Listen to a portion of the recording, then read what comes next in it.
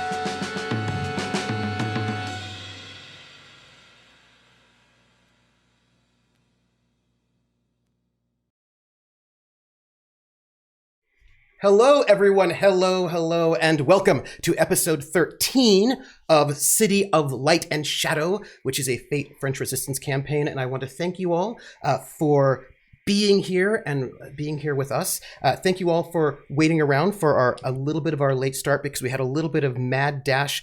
I had the mad dash. Don't blame my players at all. It was all me. A mad dash to get a little bit of art for today.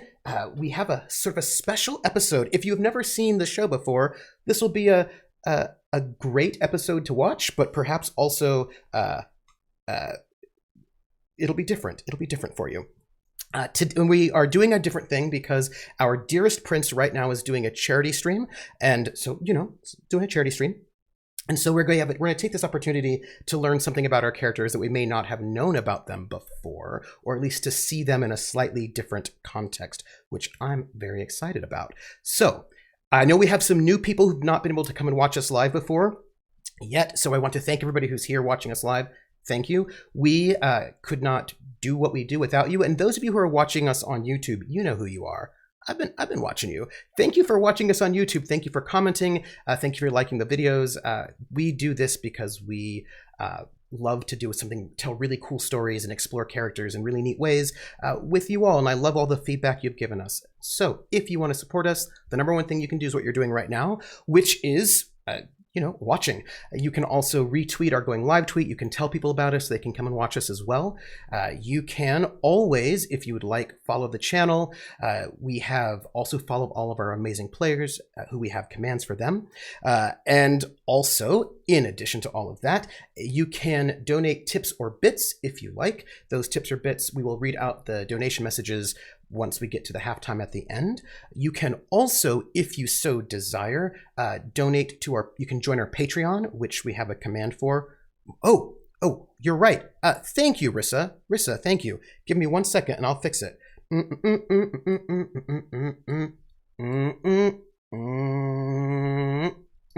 Also, you're muted. Dot, you're muted. I said, is London calling before London's allowed to call? Nope. No, there would be support in the form of London, but London cannot give them support right now because it's 1932. So, yeah. Well, somebody's giving us support. No one's supporting you right now. No one. So normally you could also, if you wanted to, use your channel points, the extra credit, to give them extra fate points, but they don't get that because it's 1932. We're going to go into the past, so there's no support from London. But normally you could give them support, but now I'm just being mean, so they don't get to have it. But that's fine. But because I'm very kind,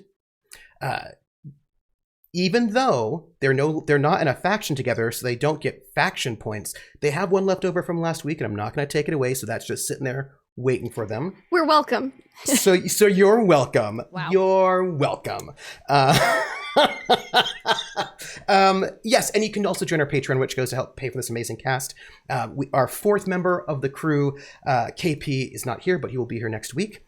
And I believe that is is that all of the pre-show stuff before I introduce you all?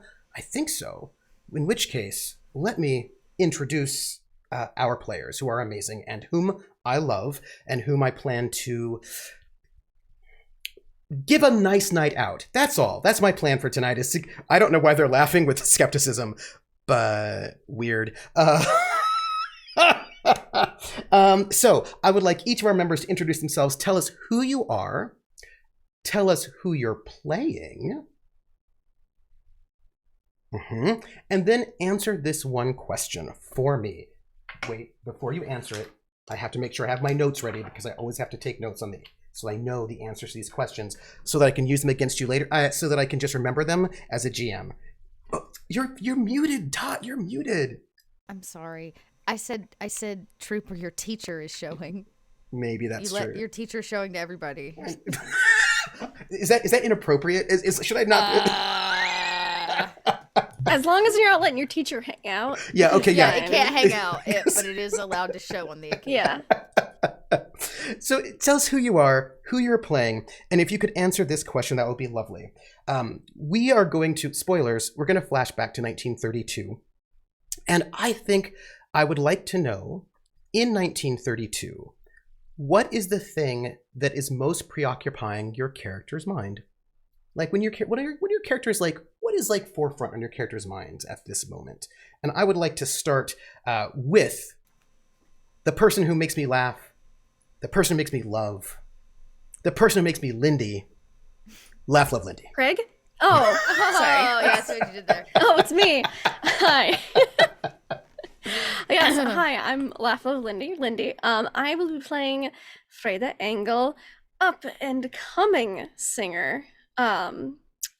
Who she might like attention a lot at this phase in her life because she hasn't really received any copious amounts of unwanted attention so far. So life's really good for her right now. And the thing that's on the forefront of her mind, that preoccupies her mind the most, is actually two things. Obviously, her career in the theater and as a singer and such. And the other would be a certain fellow singer, Angelo Valentino. I've heard of him before. I wonder if we get to meet him tonight. I mean, probably not. I mean, unless we had a flashback. Weird. Crazy. I know. So I would like the next person to introduce himself. This person is grim, but also a jack of all trades. I'm wondering if perhaps... Not. No, Grim Jack, I feel like you're not... Grim, Greg, it's you. Hi, everybody. I'm Greg, Grimjack21502. Tonight, I will be playing Oscar Mueller. He isn't a Gestapo agent. He is a student part-time in his mind, an actor and performer full-time in his heart. And what is preoccupying him the most here in 1932 is being on the stage, getting to be on another stage, and in between all of that, finding love. So, fun fact about the German education system, which I think will be really interesting for you, is that if you're going to university, you're not studying acting because they separate sort of like practical and theoretical, which means you're doing all of this theater, you know what I mean, like in your life, and then you're going to school and studying something. I'd be interested to know what. You can tell me later or now. It's really up to you. I don't judge you. Like murder. It just so happened that, you never know that you're going to fall back into you too? Right. I got a bachelor in murder. Oh, I mean, sweet. You knew I was going to use it. I suspect, like, are you a law student? Like, I really want to know what your major is. Like, I'm fascinated right now. I guess it would be, you know what, with trying to think of what he would get into that would help him the most. And I'm torn because I want to say something like, I want to say something business related, just so like the theater doesn't get, but at the same time, I'm going to go with business just because he would think that would be the way to make sure that his theater company doesn't get screwed by somebody that knows how to, put together a contract or negotiate a deal a little bit better than they do. That means you're a law student, isn't it? It does. Yeah, it would have to be. Yeah. You're a law student. I'm so excited. Things we just learned. See, this is what happens when you do flashback episodes. You learn all sorts of things about people, like, Oscar was a law student, although clearly he didn't love that, but that's fine. So I want to introduce our third, last but not least, player, who is the littlest, the reddest, and the dottiest of them all. Little Red Dot. You know what I said, and I was muted. I did that on purpose. You know I said Trooper. I know I said. All right, I'm Dot. I'm playing Regina. Regina Kraus. She has not yet taken on her first identity. Well, that's actually not true. I don't know that Regina Berger was her first identity. She has not taken on Regina Berger yet because she has not fled to France yet because she has not been blackmailed into marrying a man yet by her ex, who's not her ex yet, because way back when 1932, we said, Regina is still madly in love with Nicoletta, who has yet to burn a book.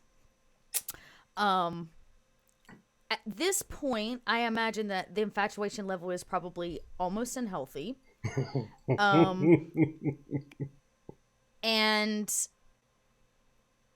Regina has decided that tonight, well, she asked Nicoletta out. She's going to ask Nicoletta out because tonight's the night. Regina's going to get laid. Oh, so romantic. I know. I know. So what was my question? What was I actually supposed to be answering? So what is on the forefront of her mind at this point? You answered it. I did answer that question. But I would say when it's not Nicoletta, the rest of the time Regina is just trying to get out of this university system as quickly as possible with perfect grades, and she just wants to be done. She wants people. She doesn't like people. She's a rather dissatisfied person at this point in her life. So she just wants to be done with university and get her scholars and try to flee before they marry her to somebody. So she seems like she's really happy right now. Yeah, she's doing great. Great. Uh-huh. She's doing great. She's dissatisfied in every sense of the term. Lots of friends, I assume. Nicoletta's friends who just keep me around to make fun of me. Cool. And my glasses. Cool. Cool. It's no big deal at all. So I suppose I should say one other person, right? The troopiest of all the troopers, who that would be me. I'm the troopiest of all the troopers. I'm the GM, and the forefront of my mind is how to have a nice flashback. And how much 1930s music can I play before the DMCA will ruin me? Those are all the thoughts that I've got on my mind at the moment. That's it. So with that, I think we should begin. So when last we left our group, it was December of 1941. And our agents, all of them had just been at a very fancy dinner party that was to welcome in the brand new member of the Gestapo, the head of the Gestapo of France. Now, I'm going to note that Rissa just said that I'm not allowed to kill anyone tonight, which I suppose not to have a time paradox. But I was about to say it breaks the time-space continuum. You can't do that. So I can't. But there are worse things. But there are worse things. I can just kill your soul, and I'm just saying. But what if Nicoletta's already eaten mine? See, that's my preferred method of GMing too. Is like I won't kill your characters. Maybe, but I'll definitely murder your heart and soul. I'm gonna murder your hearts. This is what it is. And so the last time we set up, it was. December the 12th was a Friday night, is when we left off. 1941, a bitter, bitter cold, one of the coldest winters in a long time. And the players had all been at a fancy party at this beautiful estate where they were welcoming in the newest, the head of the Gestapo. And he and his wife got welcomed. They got welcomed, indeed. And at this party where everyone had food and everything was luxurious, everything was wonderful, a young woman died. A waitress. She was... Almost two. almost 2. Stabbed a lot. Who knows who did it? It's very unclear. I mean, people have theories, and those theories are probably right. You know, they think it's. I mean, they think it's Elias Yeager, Oscar's best friend, husband of Regina's ex and love of her life, best friend, also nicest people, nicest couple. Sure, maybe he's a serial killer. Who knows? It's it's unclear. But at the end of that party, they all went home or tried to get home, and that was the night of a roundup of Jews in Paris. They're done roundups before, but the roundups had always been people who were not French citizens, and usually so refugees, immigrants, people that you could make a case for didn't belong in the country anyway, and there was a lot of sort of politics about not targeting French citizens. And this night, they targeted the most visible, wealthy, and influential Jewish French citizens, people whose families had been in France for hundreds of years, centuries. And these people were targeted and rounded up, and our heroes all found themselves watching, caught up in this moment,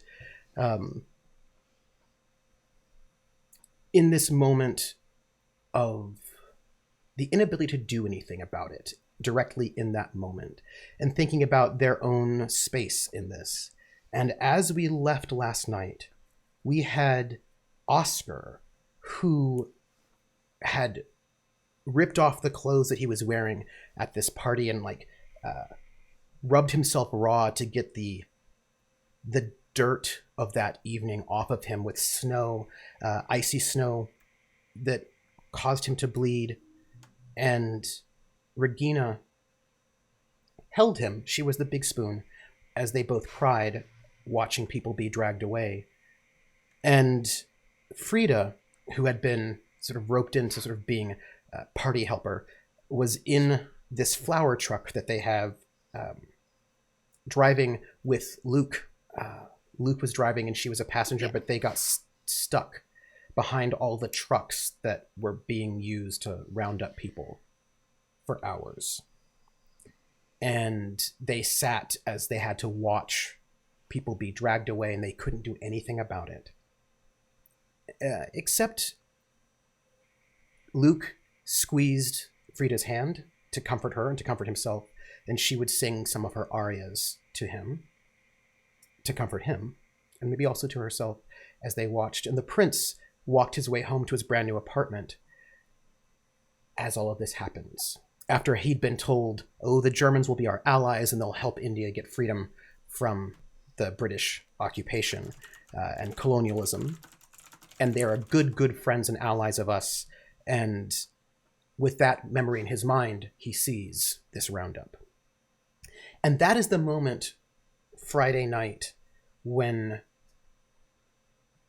our curtain opens and we see them all in this sort of very sort of deep moment. And I don't know what all they're thinking. Perhaps, who knows what they're thinking? Perhaps they're thinking about this moment, other moments.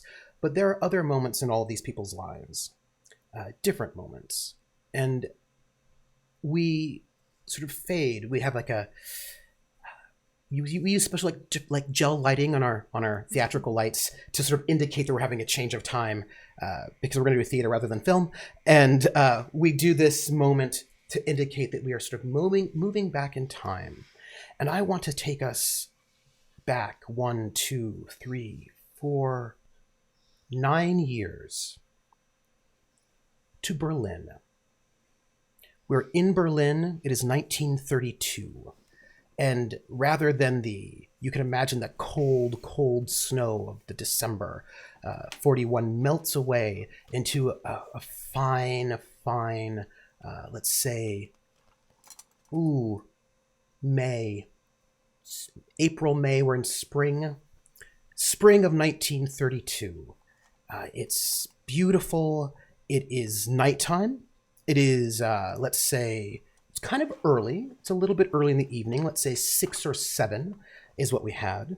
It is a Friday night We're going from one Friday to another, but it's a very different kind of Friday night. It's a Friday night. It is Berlin, Weimar, Berlin in 1932. Berlin at this point in time is a world city. It is this massive, huge city. People from all over the world come to Berlin. It is the home of basically queer rights at this moment. You have hundreds and hundreds of queer newspapers and cabarets, and there's all sorts of discussion about politics and life, and there are women's rights and communists and fascists, and like it's this mix of art and excitement. And you've got some of the biggest movie theater houses in the world here. You can go to these movie theater houses that are beautiful, huge, massive orchestras. They look like some kind of Grecian palace, these palaces of dreams, where you can see these brand new films coming out with, I'm going to say, by the way, with sound now. We have some new sound films coming out, which is amazing. You have some of the films being made are being directed by expressionist artists, and so the film is kind of experimental and interesting. It is this place of opportunity and excitement, but it is also 1932, and the stock market crash of 29 has happened. And this has been, what I've described to you has been Berlin from the 20s till now, but now it's getting darker. Now the depression has hit, people are unemployed, it is, economically it's getting rough. A lot of people are out of work and angry. When you walk through the streets, you see people out of work. You see people homeless. You still have a number of veterans from the First World War who have parts of their face missing or limbs, have been hit by mustard gas attacks. And we're in the middle of inflation. The inflation right now is nothing that people can imagine. There's a story of an artist, a singer, who said that they would go and they would charge money for lessons, singing lessons. They'd get their money, and by the time they went to the store, already the inflation rate has made it so the money they earned was worth half as much. So inflation is insane at this point in time. People are working, like, it's this moment where it's still glittering and beautiful and everything is amazing and fine, except that the underbelly of discontent is happening, and people are looking to find a way out of this economic freefall. And they're trying to find what is the way that we can fight this economic destruction. Is it communism? Is that the way to go? Or is it this new party, the National Socialists, who will promise to fix everything? But they are not in government at this point in time, not yet. But they have a man who's leading their party, a man named Adolf Hitler, who is talking big talk, making big speeches, and everything is the Jews' fault, and everything is France's fault, and everything is this, and most people don't really take him all that seriously. He seems like a bit of a thug and not very smart with it. Who knows who these people are? But you do see he has a kind of private army. Like, his little political party has a little bit of private army, the brown shirts, and they like to go through the streets and beat up people sometimes or protest. But generally speaking, there have always been agitators who are loud and noisy, and not everybody takes them seriously because, what's going to happen? We're in a democratic government right now. It's a little bit unstable. Like, there's the elections are a little bit this and that, but generally speaking, we have a democracy. Nothing's going to threaten our democracy. Sure, you have fringe people who are running around saying stupid things, but nothing's going to happen. Germany is the country of the Enlightenment. It's the country of great poets and artists, and nothing bad could happen here, at least not long term. And although we're in economic freefall, I'm sure we will find our way out of it. And it is at this moment that our three heroes find themselves getting ready for a special evening at a small cabaret. I think we're going to pick up before we actually get there. I want to know where you're at before this cabaret starts. And this is, let's say it's about six or so in the evening.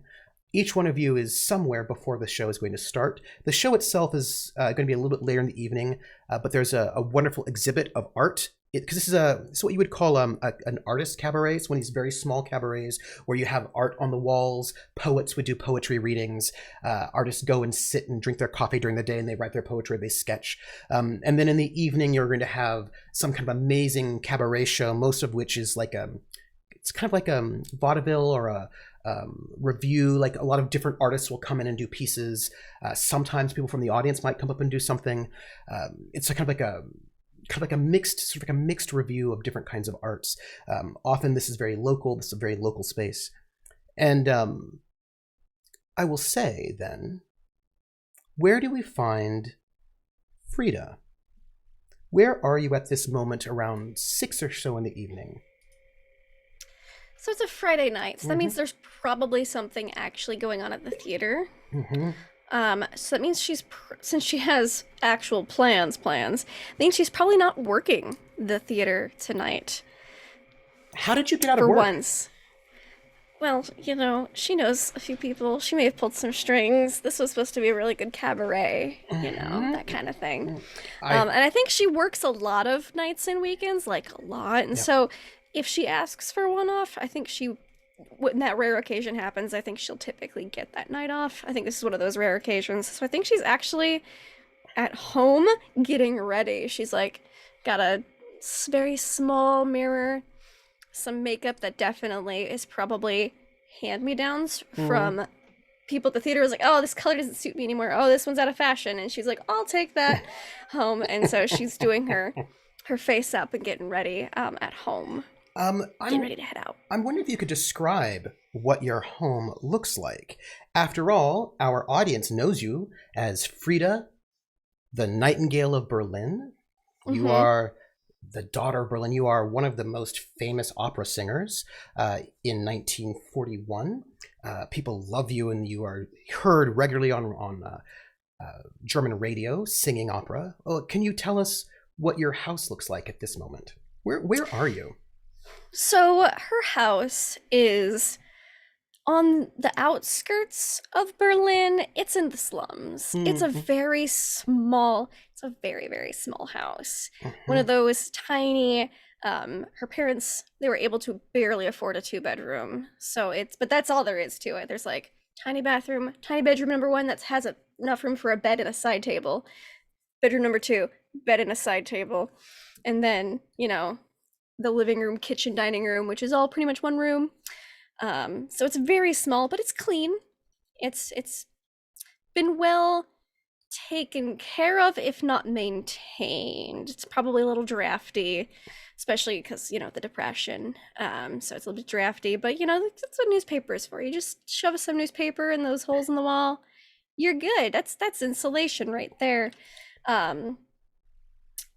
Yeah, she's in a very small kind of rundown house. Speaking of newspapers that you use for inflation, insulation, it has been all over the news, of course. Lots of things have been in the news, including, there's some other ripper, somebody killing people, but that happens. Stabbing them with some kind of knife, perhaps, quite a lot. Someone was killed. There was a killing that happened. A man was killed. A communist bookstore owner last year. Yeah, but it happened. Like a couple more have happened. Like it, but then again, this is the thing, though, right? About this moment. There are a lot of serial killers. You know what I mean? Like it happens. Yeah. There's a lot of serial killers. There's a lot of. Uncle Fritz said that as long as I stay in his part of town, that I should be okay. Oh, that's good. So you're not too worried about it? She's not terribly worried about it. She's still cautious and aware, but if Uncle Fritz told her not to worry, then she's not going to worry too much. And I mean, in his part of town. And because most of the people who are getting killed are communists or poor people, sometimes homeless people, sex workers. But she only fits one of those categories at the moment. So I'm sure she's fine. And probably fine. What are you doing to get dressed? Oh, I think, you know, I think she's got some friends who also work the theater, and because they don't want to seem like, I imagine they're also not like super affluent and stuff, and they don't want to seem like they only have like 3 really nice going on outfits. So I imagine they all alternate, they all share clothes. So I imagine she's trying on a new borrowed dress that's maybe not quite 1932, maybe like 1929, 1930, but still cute, still in fashion, but just a few years old. And a string of pearls. The string of pearls were a gift from her good friend Angelo. Oh. And as you're walking out of the building, I imagine at this point your parents are probably still working. They're probably still at work. Oh yeah, they're definitely still working. They work probably long job hours. number 2 at this point. And as you make your way out of your apartment building and block, out onto the street, joining many of the working women out there in Berlin. Berlin is at this point in time, women are working huge numbers. It's this amazing sort of moment of sort of emancipation for women. They're getting jobs, they're working, and they're having economic influence. Some people say that that's why we have a depression, because women shouldn't be working at all. And if women didn't work, then men would not be out of work. And so there's a lot of like weird conservative people talking at this moment, but I'm sure nothing will happen. And as you are walking, you hear, "Hey, my nightingale." And hello. Standing on the corner is your uncle, and he is in a fine suit, and he's smoking a cigar, and he's got like a fancy hat with a little feather on it, and he winks at you and he goes, "Hello, Uncle Fritz. You're not at work, but you're going out." Yes, I have the night off for once.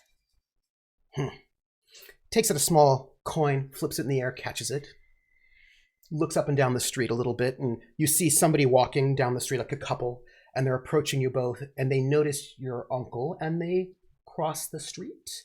And they cross the street on the other side, so they do not get too close, to your uncle. And he says, "So, where are you going?" A cabaret. This is supposed to be a wunderbar show tonight. You know the one on the corner right across from the deli? Oh, yeah, I know that one. The owner's very nice. I was wondering if you might do me a small favor on your way out, if you're not working. What is it that you need? Would you give a small package to someone for me? It's on the way. If it's on the way. It's early enough in the night, the cabaret hasn't started yet. And he hands you this small package of, and it's wrapped up in newsprint. And he hands it to you, and it's got that sort of give of, what's in there? It's not a book. Perhaps some sort of powder, or maybe, who knows, it could be makeup. Could be all sorts of things. Could be all sorts of things. And he goes, there's, and he just gives you a smile. And he goes, the Ladies' Hotel. Yes. Down the street. Yeah. If you might go in and just give that package to the lady in red. Tell her hello from me. Tell her that I will invite her to dinner. I promised, and I will take her out to dinner at some point in time soon. Frieda, I'm very busy. You need to make time for some of these promises you keep making. I always keep my promises eventually, but sometimes they take a bit of time. This is true. Before you go, how's this boyfriend of yours? He's all right? He's fine, Uncle. He works at the theater with me. He's very nice. Frieda, don't tell your parents I'm going to tell you this. Yeah? Yeah, of course. I rarely tell them anything you tell me. If this boyfriend of yours is a problem ever, you should come and speak to me. Of course, Uncle. I will come speak to you, but he's not going to become a problem. Look, you're my nightingale, right? You're my favorite niece. I'm your only niece. Well. It's not the point. The point is, if ever anyone hurts you, you tell me, and I will kill them. That's it. And she looks like left and right. Like, is there no? Make sure there's nobody here. You can't just say those kinds of things on the streets, Uncle. This is my neighborhood. I will let you know if he does anything like that. But he's not going to. He's a very nice young man. All right. And don't tell your parents you spoke with me. And don't tell them Of you delivered course a not. package. No, of course not. I went straight to the cabaret. Maybe stopped for a newspaper. You know, I'm proud of you. I'm proud you're going to sing. And if anybody doesn't give you a part that you want, you just tell me and I can... I'm doing good in the theater, Uncle. All right. But if there's anything you need, I will give it to you. Yeah? Thank you, Uncle Fritz. And I think she gives him the just little peck on the cheek. And he goes, right, one more thing. And he reaches into his pocket, and he goes, I have a present for you. For me? Yeah? You're getting soft, Uncle. You have to see the present first. Oh. Close your eyes, open up your hands. And he places something hard and metal in your hands. Go ahead, look. It's a pair of brass knuckles. That's for you. Thank you, Uncle. I'll keep them in my purse. Good. And you should practice. If you want, I have some shops where you could practice hitting things. Large slabs of meat. Maybe when I go to the butcher's next Thursday. All right. And just tell them that I just mention my name, you'll get something for free. Thank you, Uncle. All right. And he smiles and goes, always space for the viper. And he sort of like switches his collar and heads off down the street. Totally would pop his collar. Yep. Yeah. Sort of like looking at people on the street, all of whom sort of like give him respect as he walks by before you head back towards the cabaret. Just tuck that rolled up newspaper in with my clutch and just make that quick stop on the way to the cabaret. Mm-hmm. And of course, nobody's going to think about checking a woman for illegal drugs that you hand off to the madam of this brothel, women's hotel. Women's hotel. Women's yes. hotel. And she, of course, gives you a little bit of hassle about your uncle not coming by himself recently. He always keeps his promises eventually. And she's, of course, a slightly older madam who has been around the block for a long time. Somebody you've probably heard many stories from, as you see the women who work in this brothel, many of whom are a little tired, but doing their best as you sort of move towards the cabaret. Which brings me to Regina. Regina, where are you this evening about 6 o'clock? The school would have a dormitory, yes? Mm-hmm. She would not live with her father. No. Not in a million years. Or you might have an apartment of your own, like student apartments that are maybe not a dormitory per se. So whatever the given housing situation would probably be, because I imagine Regina is here on a bit of a scholarship, or is probably academically being funded through this program. And of course, your family's, Yeah. But who knows? Maybe there's another ultimatum for my father. Your child goes here or else. Who knows? Regina doesn't. She would be in the dormitory trying to decide what to wear. I imagine if you look at the trunk or armoire, wherever she keeps her clothing hung, it is all gray and white, like white collared shirts. There might be a single black tie because she probably still dresses in somewhat, like she could dress in uniform, but it's like black vest, white shirt, gray skirts, stockings, and the most boring brown wooden heeled shoes imaginable. I think she probably wears a pair of glasses that are very old. Mm-hmm. They probably belong to somebody else, and she now wears them. Maybe her mother. Mm-hmm. Mm-hmm. Maybe they're her dad's. Who knows? Could be your But dad's. she wears them, and she's trying to decide what to wear, and everything she wears. It's like that moment Susan Sarandon in what is that? The Banger Sisters, where she's like, everything I own is beige. It's like that, except everything Regina owns is gray. It's not terribly fashionable, and it covers a lot of skin.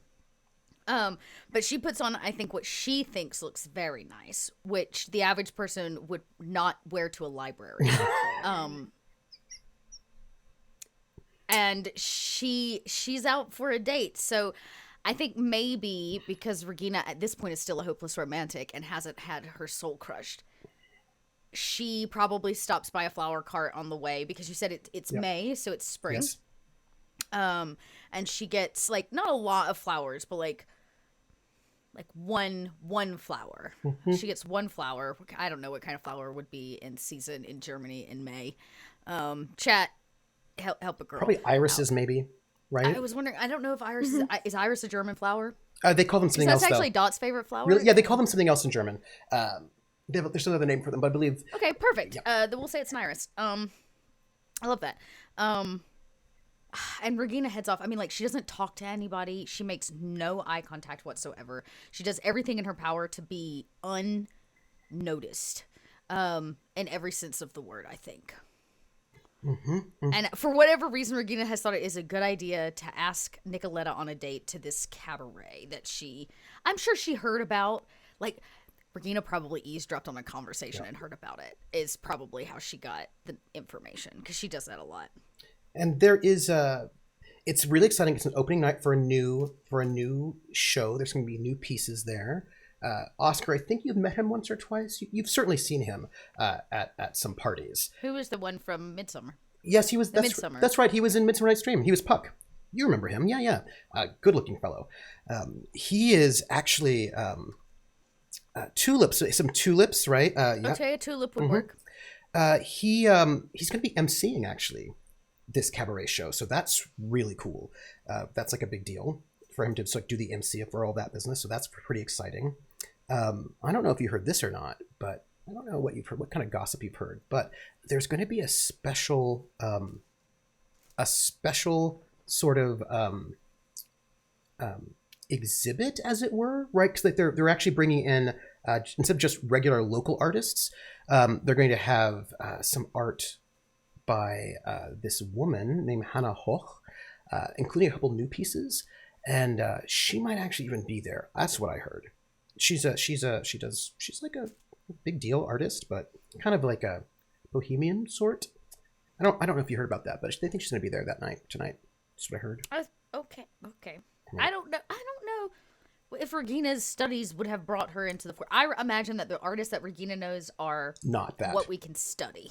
Yes, that is not. Yes. That's part of maybe why Regina is here, but she would never tell us. No.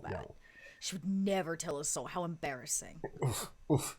But like you may have not ever seen any of this work before, but maybe you've heard that this woman is going to be there, or her art. Yeah, and I imagine Regina probably knows. All right, Kat.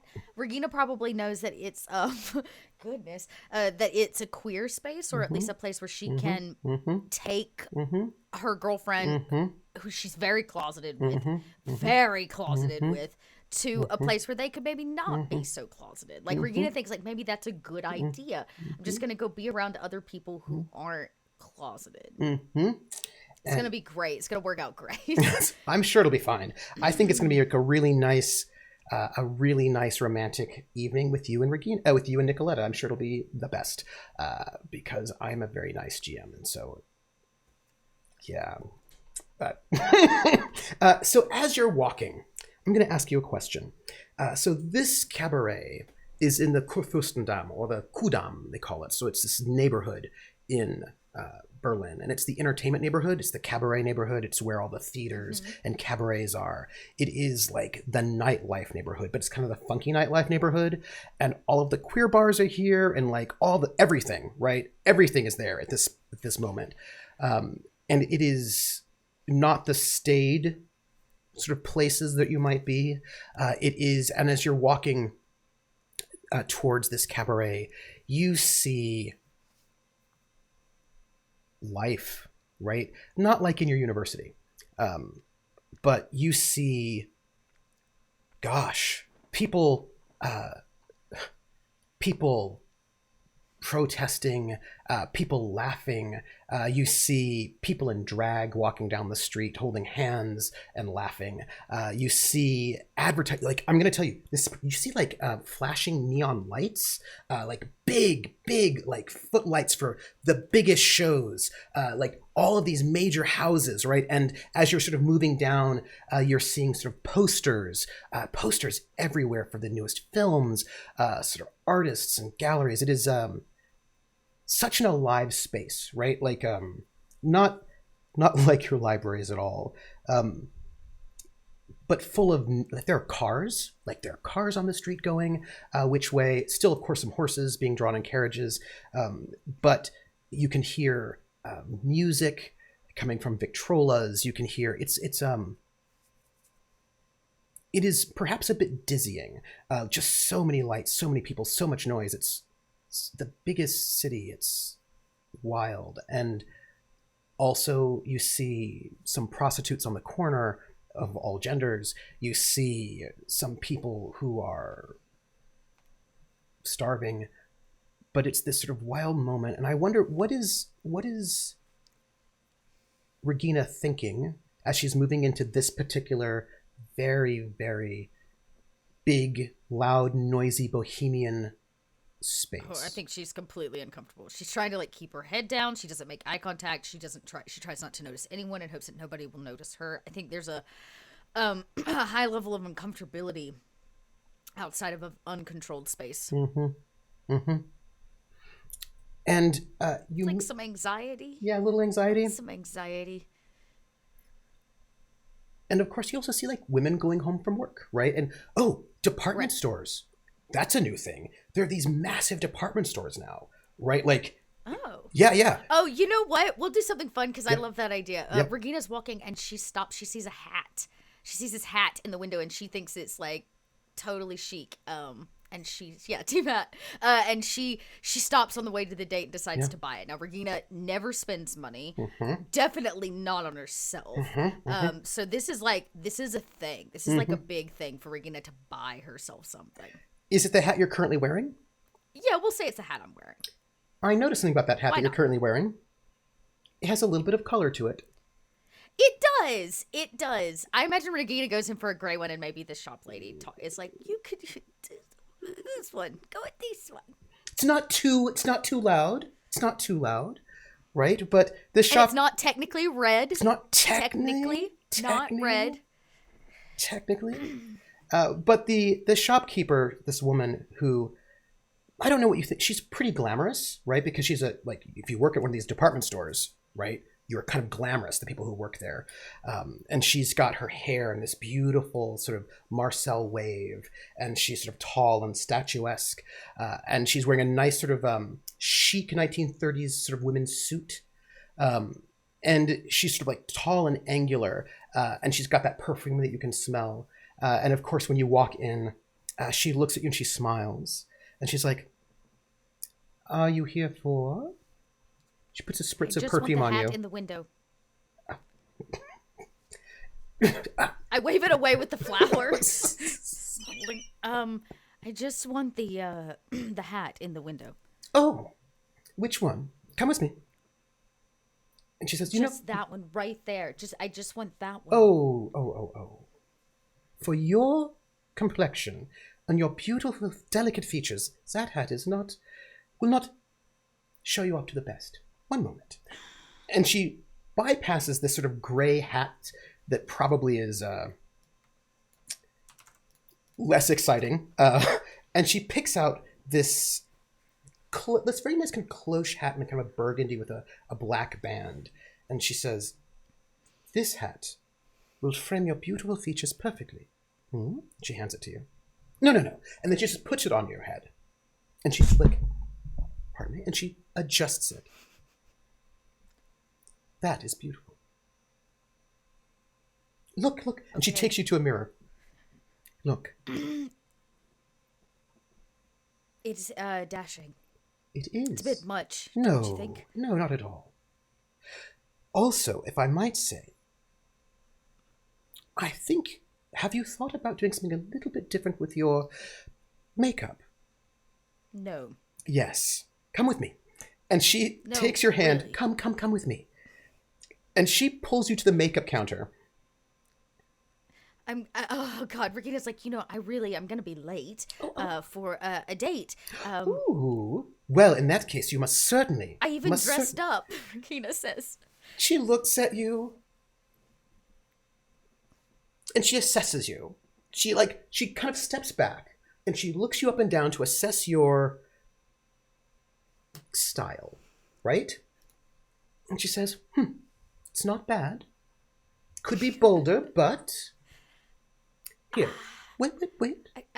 No. The hat works. It's a date. And she goes and she switches the band out to one that's a little bit more style on it. That will be good. And mascara. You need a little bit more mascara. I don't usually. It makes my eyes itch. I have allergies. Take off those glasses. Let me do your makeup.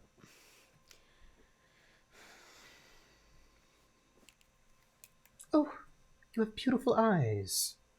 And she comes out and she starts doing your makeup, this woman. And this woman, you would guess that she's probably 24. You know what I mean? Like she's sort of at that age where she's a little bit older. And she does your makeup carefully, right? In a way that is not too bold or too loud. But because makeup styles right now are a little exciting at this moment. Yes, it's a lot of mascara, really bold looks, but she doesn't give An you that. ungodly amount of mascara. It's really a lot. Yeah. Like brittle to the point where they would break just like- with the amount of mascara. She so doesn't. much. She doesn't put that much They mascara used to on you. use when you couldn't get mascara during the war, they would use charcoal or like burnt And then they spit in it. petroleum oil And then- or spit in yeah. it. Yep. Mhm. And if you had clumps, good. The more clumps, The more better. clumps, Yeah, the better. Clump it up. Clump it up. But she doesn't give you that much makeup because she kind of is assessing your vibe, and it's a little understated. In those times when people have neutral makeup, this would look like a lot of makeup, but in this moment, it looks like not a lot of makeup. And she sort of does your makeup a little bit, and she says, and she comes up a little bit of powder, right? And like a little bit of mascara. She's like, we could do a little bit with your lips. And she moves in very close to you as she very slowly and closely does your lips. Not a particularly I bold think red. we're just gonna. I'm okay, really. She says, you look much. I think your date will like your look. And she smiles, looking at you. Yeah. Hmm? Okay. Thank you. Then. And she writes up a little bill, and she I- hands it to you. Yeah, I was about to say how much. Yeah, Regina has the money, right, to pay her. The money is no object, and maybe Regina even leaves like an extra tip behind. She looks at you one last time. Regina, and yeah. She's like, she's clearly trying to analyze you, right? To try to analyze to give you fashionable, like, not really. She's trying to figure out the best way to help you in this moment, it seems, right? As like, you're clearly wanting to go, but she's like, there's something missing, and she's not figured out what it is yet. Well, Regina's not going to give her time to figure it out because Regina does not like being known, right? Like that is totally against her code. So she puts extra money down, and Regina says, I say it was for your customer service, but in actuality, it was for your kindness. Thank you. Oh, well, you're welcome. Here's my tip. One button. Just one more button on your shirt. Be unnecessary. Not necessary, but might be freeing. It's quite stylish. It won't be too scandalous, I promise. one button. I'll think about it. Think on it. I'll think about it. Anytime, that's what I'm here for. Margot. Your name? She says before you can even ask her. And she smiles. Okay. Regina's just feeling so awkward. Okay. This is probably the most she's talked to somebody in a week, y'all. Other than Nicoletta, right? And you can tell from her voice that she is not an aristocrat. She sounds to you like she is probably a working class girl who's worked her way up to this job of being a department store clerk, right? And so she's working her way being professional. And it just has that little bit of a flavor to her voice, as you can just tell in her accent. Have a good evening. Wait. Yes. And she looks and she goes, because she looks at the bill. She goes, Regina, it was nice to meet you. You as well, Margot. And Regina turns very awkwardly, almost forgets the flower. Like, I imagine she opens the door and the bell rings, and then she's like, oh, I just forgot the flower, like, forgot her stuff, and, like, forgot the hat she originally wore, which was not as cool as the red one, or the burgundy one she now has, and she's just awkward. Regina's a smidge socially awkward. And she hits the street again. She hits the street again. And leaving this massive department store behind, which of course these department stores are new, so they're these amazing sort of palaces of consumption, right? Like they're like super fancy. Everybody takes care of your needs. Take care of your needs when you go there, and you walk through the street looking, a little more done as you head towards this cabaret. Which brings me to Oscar. Where are you about 6 p.m. on the night before the sort of the big new show that you are going to be emceeing? Well, I will. It would be more like a movie transition instead of theatrical at this part. So we would climb above Berlin and scope around a bit, and then drop down at a very odd structure made of marble and seeming very regal. It is the Schlossbad Nicolin, this bathhouse of great and Roman beauty. And from one of the many portals that are basically open in the side of this thing, cut from the marble, steam would be rolling out. And as we would travel in through the steam, as it would brush past like a curtain, we would see and hear the rhythm of the tango as one hand reaches forward in the steam and another reaches and then pulls away before grasping, and the original hand would grab around the wrist, and you would see Oscar, 21 years old, his hair down into his face and along his jawline, pull a woman, face claim Mila Jovovich, up against him as they would begin to tango in the bathhouse, naked as the day they were born.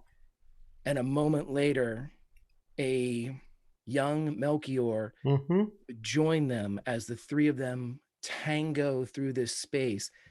Melchior, a young Carrie Elwes, think Wesley from Princess Bride.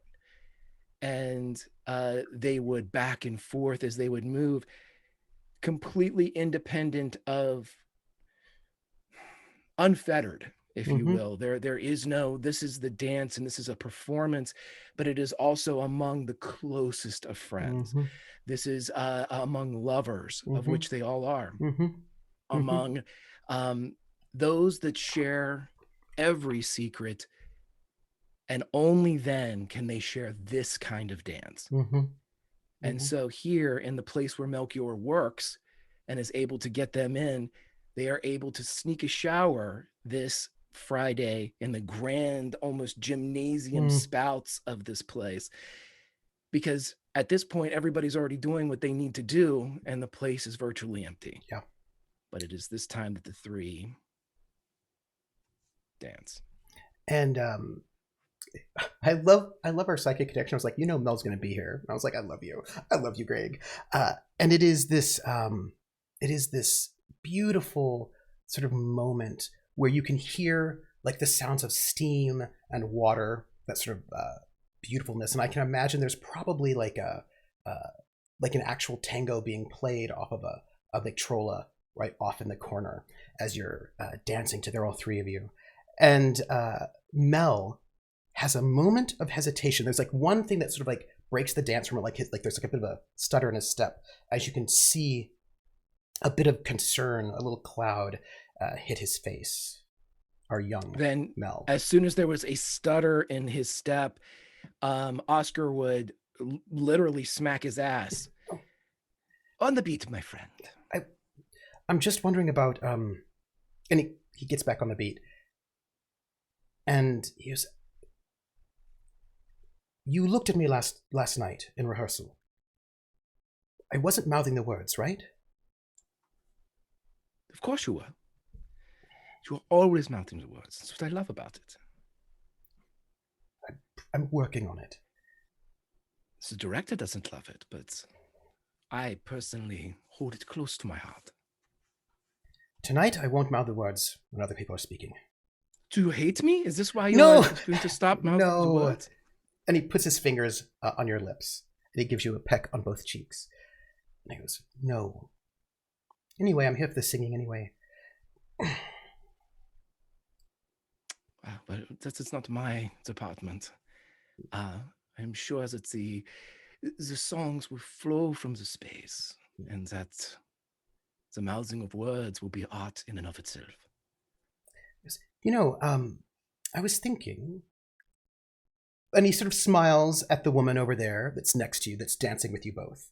And he goes, "I was thinking that maybe after the show tonight, there is an after party that we could maybe attend.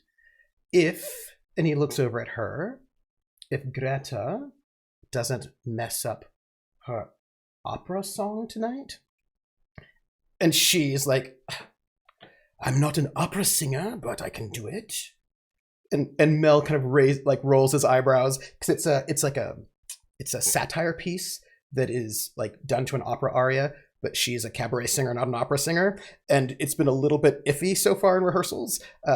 But she's doing her best. She's kind of one of these dramatic sing speakers kind of type of singers, where she's supposed to be Carmen, and she's not completely doing it, but she's selling it. But there's a little bit of teasing going on the entire time. Like that's a moment. And he goes, "If she doesn't mess up, then I think everyone will be fine. A little bit of an after party." Well, sure. We could discuss the mouthing of words and the singing of wonderful songs. The after party will have discussion and something that could push the politics of the day away. And Greta comes and she nuzzles Mel, and she puts her head right in the crook of his like shoulder, and he's sort of lithe, and she goes, "I may not be the best opera singer, but no one can sell a lyric like I do." And she like gives him a little bit of a headbutt. That is true. And she sort of goes, she decides to go and sort of recline and get into the cold water, like after the sort of the big steam. And it's a kind of very nice, it's very luxurious, in this sort of moment, because it's such a nice place, and there's no one there to sort of bother you, right? And Mel gets the "Hello, table story, thank you, Raiders," and gets these beautiful towels for you all, right? And hands kind of like drops one on Greta's head as she's like sort of stretched out, and she sort of laughs, and like he flicks the towel at your ass and then throws it to you. He allows the flick to connect just a bit, and he would put the towel like around his neck like a boxer would, and he would just move the towel back and forth as they talk, and he would look over at Mel. "Are you nervous about tonight? Do you have some butterflies or?" "Actually, aren't you nervous about tonight? You're being the MC. It's a big deal." "No, I just goes in and tell everyone to have a good time. They like me." "Yeah, but I mean, you have to introduce everyone. You have to make the jokes. You have to." That just reminds me, who does the best stick figures? And he would look between Greta and Mel. And there's like they're like looking at, they're trying to figure out if the answer is, I want to say it's me or I want to say it's the other one. Like they're like, what's the right answer here? And they both like wait for a moment and they both point at each other because they decided that they didn't want to be it in that moment. Fine, you both can do it then. Just remind me, stick figures, Oscar. There's something must be done. They smile. No, MC is nothing. Everyone wants to hear from me because I am the one that transitions to something that's true entertainment. I am just there as one of you all. I am an observer. I read the room and... Mel's skeptical. Well, you do have a nice face, he says. Yeah. Perhaps they will be distracted and not... Oh, they won't be looking at my face. Oh! And all of a sudden they both have this idea. Are you wearing... Well... And they just... That would be a surprise now, wouldn't it? And Greta goes, he's not wearing pants. And Mel goes, he may not be wearing pants, but I think he's going to be wearing something.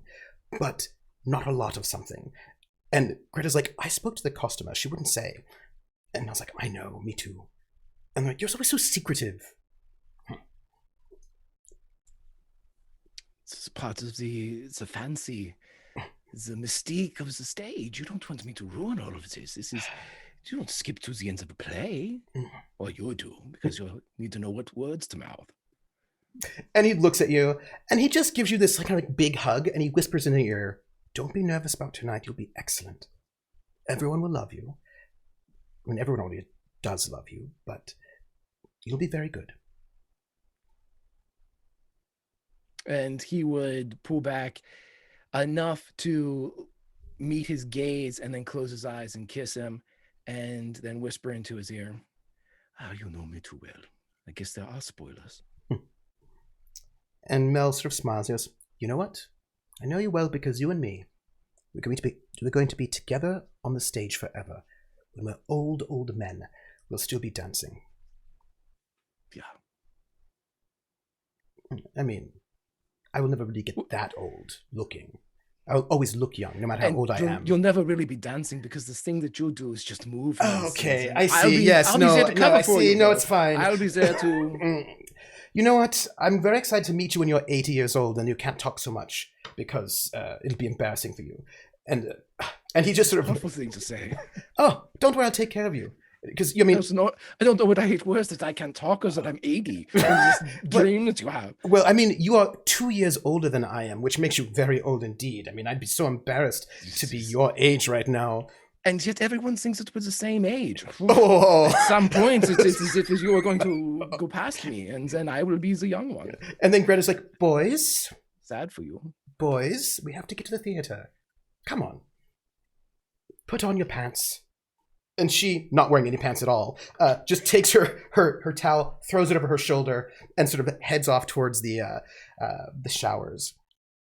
As you all make your way towards this theater. And it is the moment.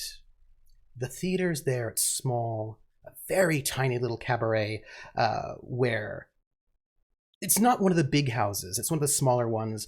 A lot of artists hang out there. People who are... It's one of the kind of places where people who are big and famous might come here to hang out where people will not go and bother them. You know, it's... they'll come... Like, you might actually get somebody who's, like, famous on the stage who will actually come to sit and watch a show that's not by them. Oftentimes, they won't themselves perform. Although maybe if you pressure them, you might get somebody who's like Claire Waldorf might actually deign to sort of do a song, maybe, right? Or maybe Marlene Dietrich, if she's coming in to visit, maybe if you ask her nicely enough, might do one. But it's the kind of the place where people will come in, but it's kind of a local place. Celebrities might come in to relax a little bit, but it's a lot of local talent, and it's very homey and cozy. And a lot of people like to sort of be featured in this place. And it is smoky, of course. It is cozy and comfortable and warm. And as you walk in, who's first in the theater? I imagine Regina is early. Because she doesn't want to leave Nicoletta waiting. Mm-hmm. And Regina is never late to anything in her life. Ever. Uh-huh. So I imagine Regina has arrived in that awkward part of the party where nobody else is there. Mm-hmm. And she's not technically dressed for the occasion. She looks way like it's like a narc showing up at the party. Regina's the narc that showed up first, and it's very obvious, I imagine. When you come in, you may not even be sure if the place is open, but because you know the hours. It is indeed open. And there's a woman who is standing at the door. She doesn't look like she's the hostess, if you know what I mean. Like, she's got like a bit of glamour to her, and she sort of welcomes people in.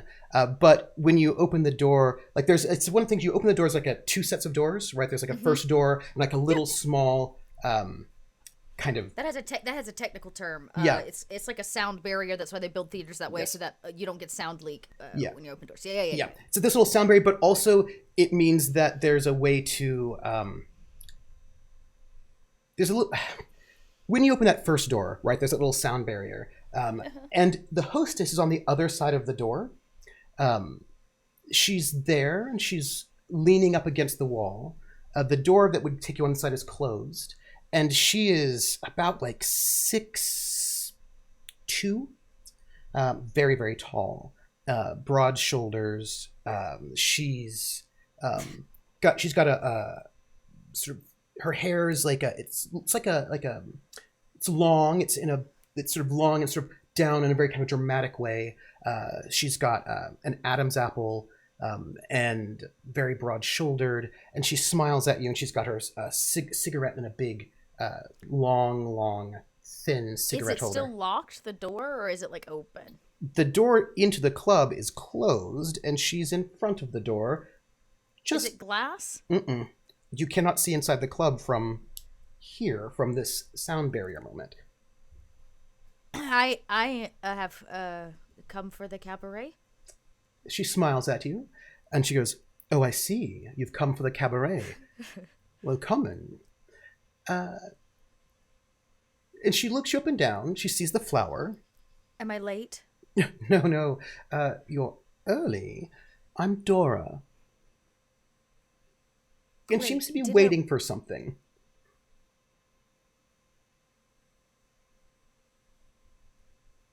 Am I supposed to pay you? Is there an entry fee?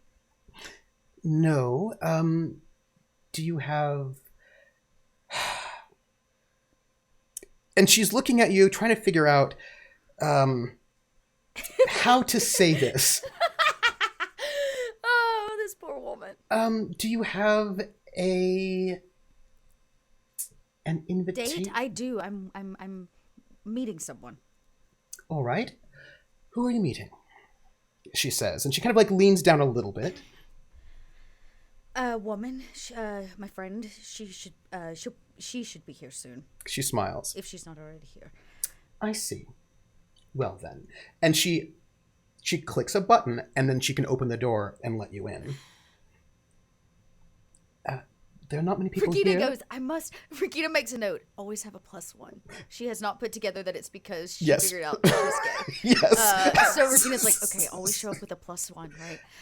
She'll be better prepared next time. And she says, if you like the evening, she smiles. And she says, you should see me at the end, and I can give you a card, if you like the evening. Card. I'm sure it would be a very pleasant evening. And she looks at you like, I don't think she's getting at this one. I don't think she's like, and like, she's not. Regina's so closeted, y'all. She's not even like somebody has bricked up the closet. Yeah.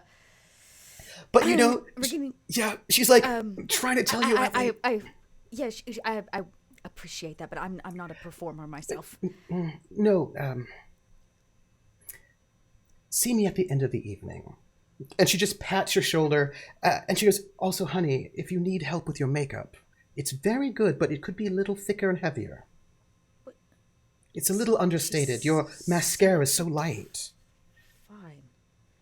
Well, considering the fact that I left the house with none on, I'd say we're doing better. For heaven's sake. No,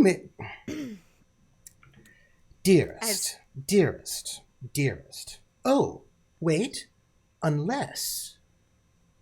And she looks you down one more time. Are you a stomper? Would you like, we do have men's suits if that is your style. Did you? No, I'm fine in my own suit, thank you. Because, I mean, if we all understand. We have changing rooms. Is this usual? I told you I'm not one of the performers. I do not need a costume. No.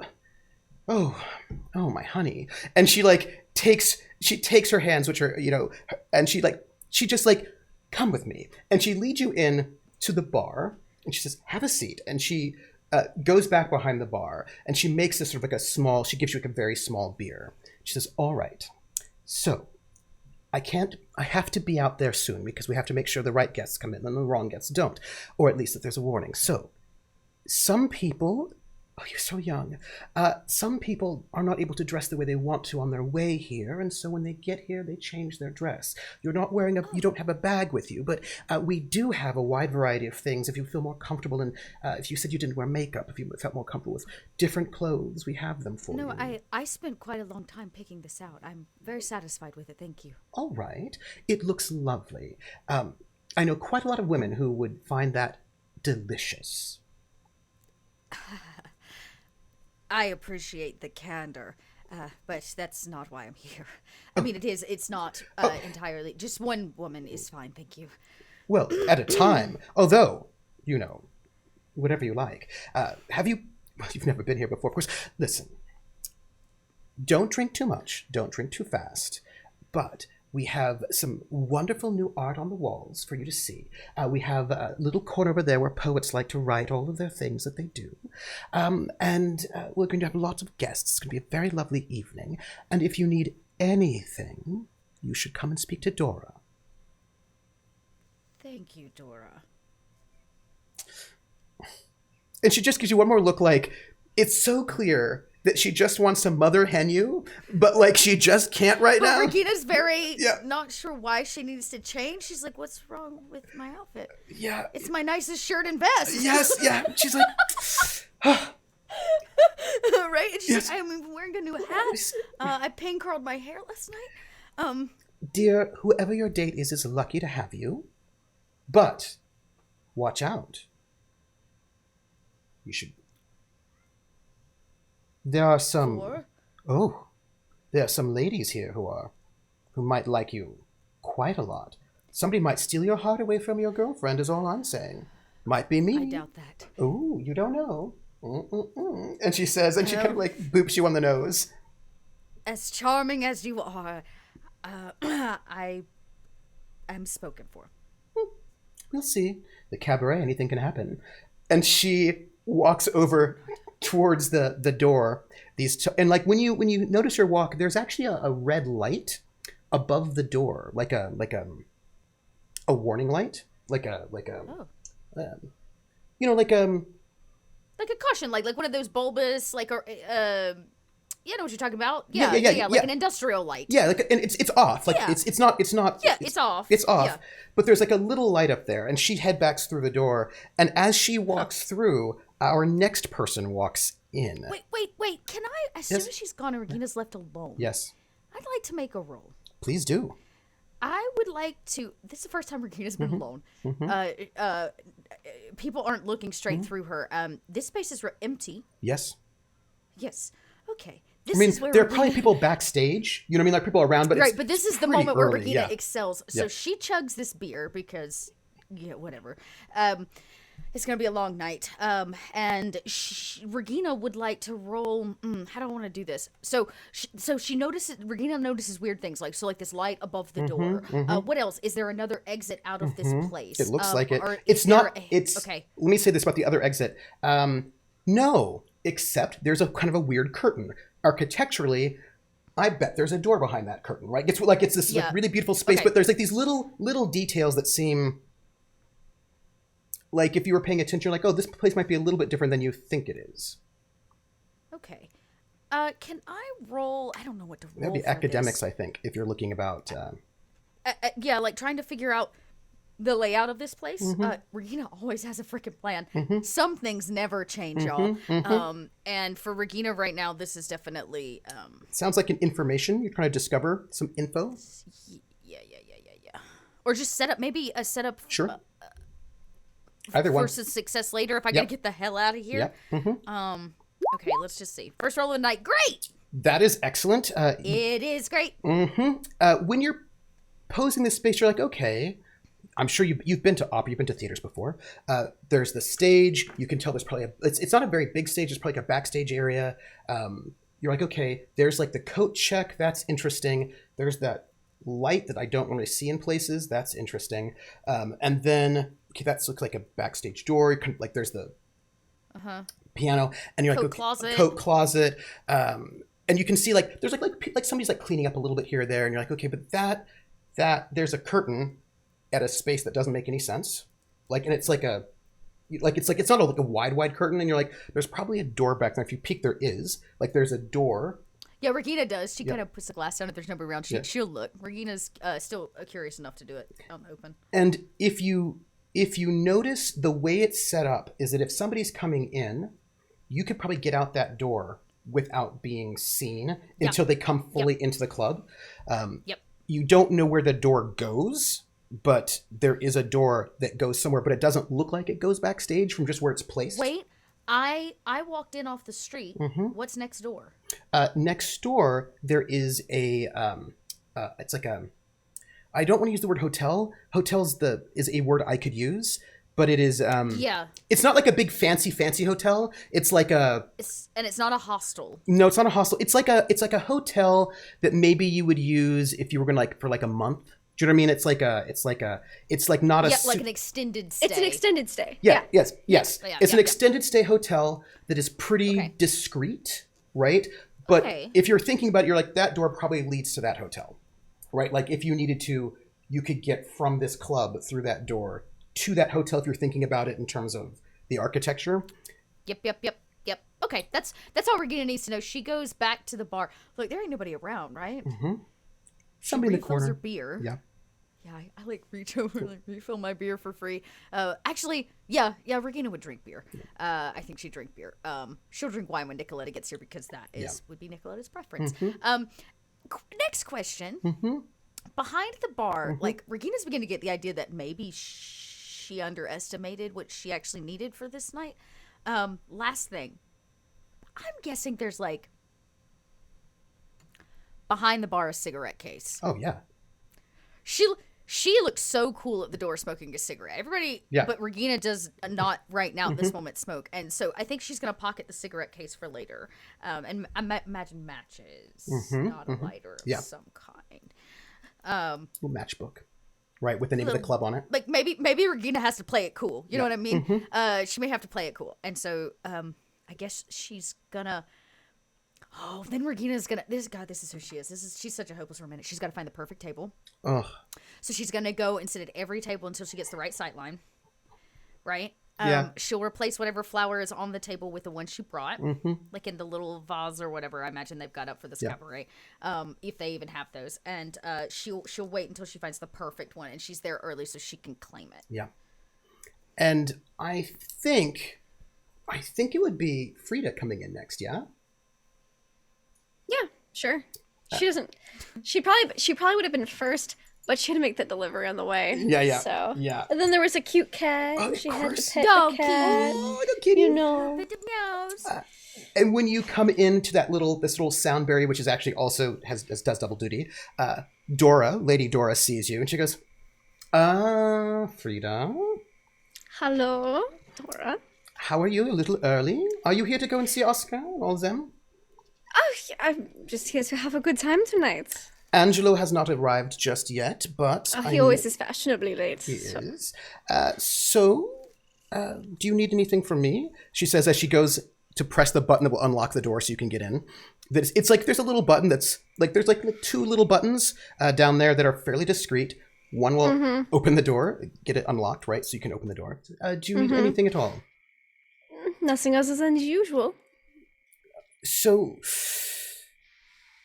that means you're going to want your favorite drink. Angelo, And I might need your help. Maybe. What do you need help with? Maybe. And Dora... You never ask for help. What is up? And Dora looks a little like, ooh, like this is politically a little bit difficult to say. There's some politics going on about right now. And by the way, this cabaret is Dora's, is what it's called. It's hers. She says, Nice. there may be a small problem tonight. Ugh, Perhaps. tragic. I saw you in Carmen a few months ago. Mm-hmm. You still remember all the parts? You can Of course. certainly do your... the habanera, yes? You remember it? Mm-hmm. Good.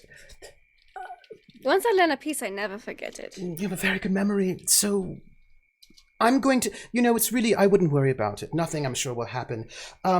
Oh, look what I found. And she, pulls some papers out of her small handbag, a small purse.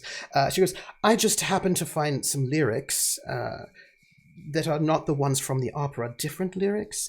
But who's the tune of the habanera from Carbon? Yes. How interesting. I dropped them in your purse accidentally. Oh, it happens. You know. So, and she just leans in. As long as you didn't see what else was in the purse. No. She just leans in. She says, listen, Greta's our star performer. Mm-hmm. And she has a number of numbers tonight. Mm-hmm. And she is one of the best deserters. The way she sells a song is amazing. Mm-hmm. But she is perhaps not so much an opera singer, cabaret star. It is a very specific type of training. Yes, and I don't know, but you are an opera singer and you are here tonight, and Angela said many good things about you, and if maybe something happened to Greta that she just couldn't do that one particular song, maybe you might step in? Should you need me? I mean, I'm just a bit thirsty, but, aside from that, I would be more than happy to. All right, it's a little political, the song. You don't mind, yes? Oh, it should be fine. Okay, good. And then she opens the door, and she gives you a wink, and she says, just in case. And she sort of nods as you sort of walk into this space, which is... It's open, but nobody's here yet, because a lot of people are probably... doing their thing. There's this, but when you walk in, I think the first person you see is this blonde German woman. The sightlines are perfect. Oh, the sightlines are so perfect. She's like, she hasn't noticed you, no doubt. And she's like trying to decide the best way to sit in this chair and like how to flip the cigarette case open. Cool, Frieda's torn between that's cute and bless her heart, but she doesn't say anything. Instead, she heads directly over to the bar to get a beverage, because one of the great things about being poor is that when you don't have a lot of food on your stomach, the drinks hit all that much faster. Yep. So, and beer is very filling. Beer is, as they say in Germany, it's liquid bread. It is liquid except bread. she starts with hard liquor. Yeah. And Dora pokes her head and is like, Frieda, you know where everything is? Our bartender's a little bit late. Ugh, it's all right. I've got it. And she'll go mix herself up a very strong drink. And as she's mixing, of course, people come in and they start asking you for drinks. And they ask you to give them drinks. Yeah. She'd probably be happy to mix up a few, especially if they're tipping her, especially if they're giving her money. They tip. She'll be like, they of tip. course. Yeah. Oscar, you come in. I want to know if you that trio of yours, when exactly do you come in? Oh, they I'm sure get there ahead of time. Mm-hmm. Backstage. And they're probably the chatter that's being heard backstage. Yeah. Oscar is currently, and I'm assuming we're in like the theater district here where there's numerous cabarets, people yeah. are lining up to get in. Oh, yes. He would wait until it gets thick, Yeah. and he would jump onto his bike, Yeah. not his motorcycle, Yeah. his bicycle, and he would have a brown, almost like officer from like the Great War, a brown officer's jacket that is long.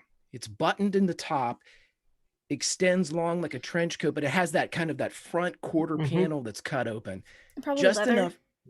It's leather-esque. Yeah. It's leather adjacent, right? And There was no leather adjacent in this time, Greg. It was leather or it was not. Suede? No, I guess suede no. probably wasn't a thing. Suede's still No. leather. What I mean by leather adjacent is it definitely wasn't leather. Oh, I see. It has become such. It has evolved. Right, it's shiny, but it would look like leather perhaps, but no, so it's Yeah. definitely not. No, this isn't like Even better. leather or anything, right? Yeah, no. Okay, so anyway, he is riding his bike all around the theater district, and as people are lining up to maybe get in some of the bigger clubs, Oh, yeah. he would ride by and he would say, "Oh, you're going to have terrible times there. I hear Dora's is great," and he would ride by, and as he's riding by, people would be able to realize that while he's wearing this leather adjacent officer's military jacket that's buttoned up to his throat, it's quite obvious that you're at least unsure of what he's wearing below, because his legs are exposed to at least mid thigh as he's pedaling. Yes. And so he's going up and down through the theater district, and he's saying, "Oh, he's never going to go out with you again if you take him in there." And he's going to go by and just absolutely torpedoing the competition. And he's like, "I'm on my way to Dora's. I hear Dora's is the best. Why? Because I'm there." He rides by, and can you give me perform, please? Absolutely. I need I'm to assuming perform. I can do my stunt since I'm working, Yes, right? yes, indeed. And this is clearly creating an advantage right now. So that would be a 5. Indeed. That is enough to succeed with style. You are the hype man at this point in time. You have got the hype. That is 100% true. And of course, there are people who are a little bit too snooty who won't pay that much attention. Then there are some snooty people who will definitely pay attention. But like the bulk, like those, ooh, like you get all of this buzz coming, and people are like, "Oh, what is that?" Hype man. Let me give you that one, because I was about to say, did we put one down for Regina? Did she get that yes, advantage? I just put it on there for you. Oh, did you? Did I miss it? I'm so It's sorry. you should.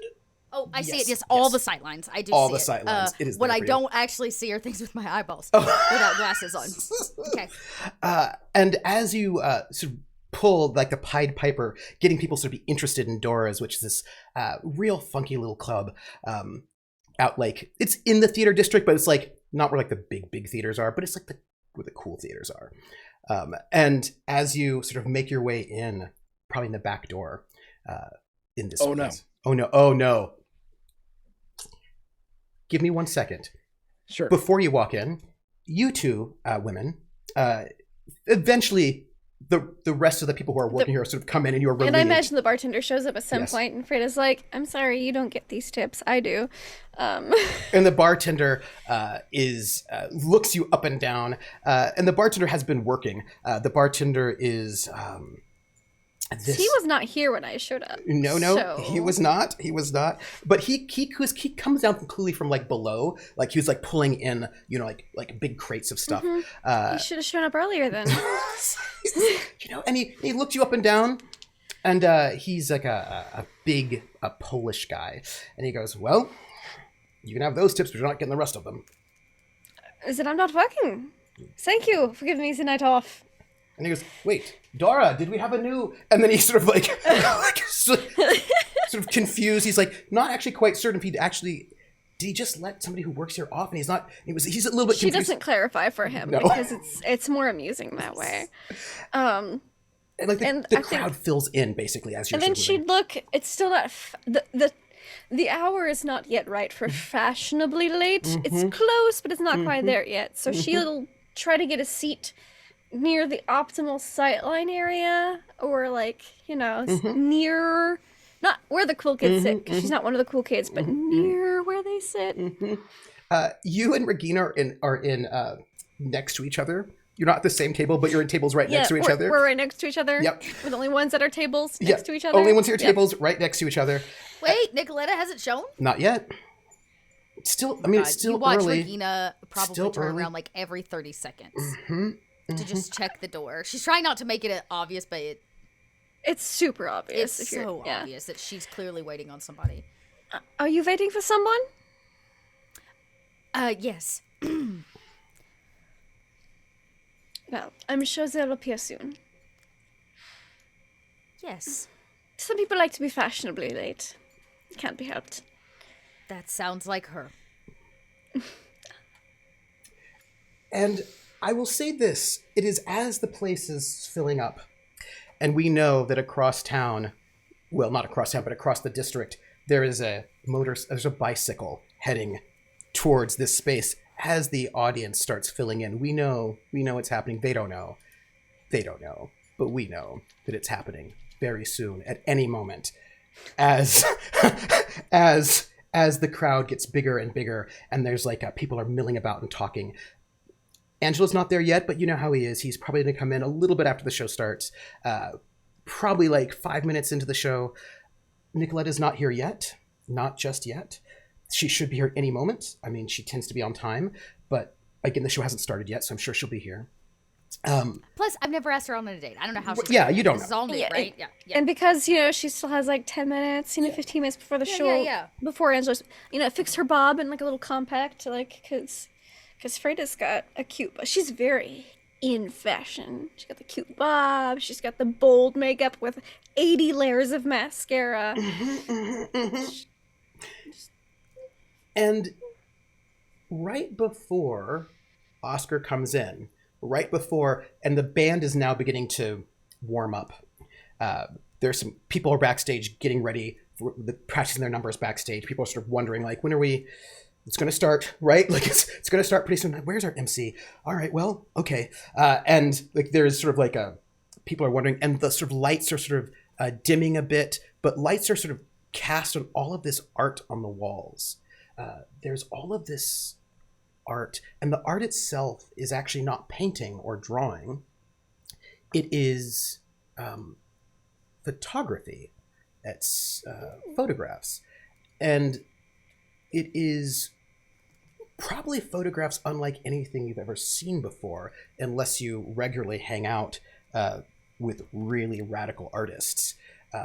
But these sorts of photo montages, sort of large pieces that are taking different photographs cut and montage together in these sort of interesting and sometimes disturbing, sometimes sort of political sorts of ways. And it's there's quite a bit of this art on the walls, all clearly from the same artist. For example, you have some of those right there, and then you have another example of the kind of art that you'd be looking at. These grotesque, challenging, vibrant, unlike any kind of photography you might have ever seen before.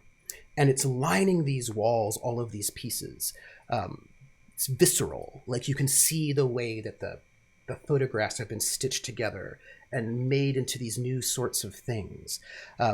And a number of the people who are in the audience are also up and sort of milling about the edges, looking at this art. And you can notice that a number of them are talking to a woman who's standing by the newest piece.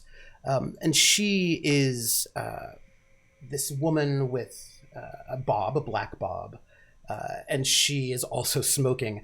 And she's got a very small little cigarette lighter, it could be these little tiny ones, that she kind of like a filter that she's smoking, and she's there on the left.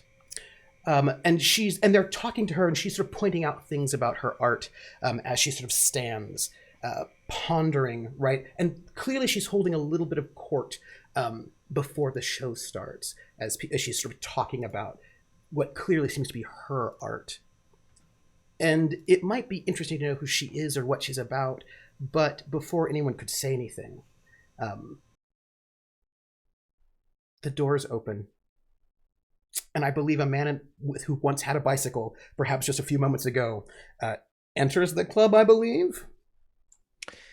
His proclamation would come from about 3/4 of a block away, as he would simply say, "Lady Dora, I have arrived," as he is riding down, and he would take his hands off the handlebars as he is riding. And he's not leading an army, but I'm sure there's several groups of people that he has been able to kind of lasso away from these other places.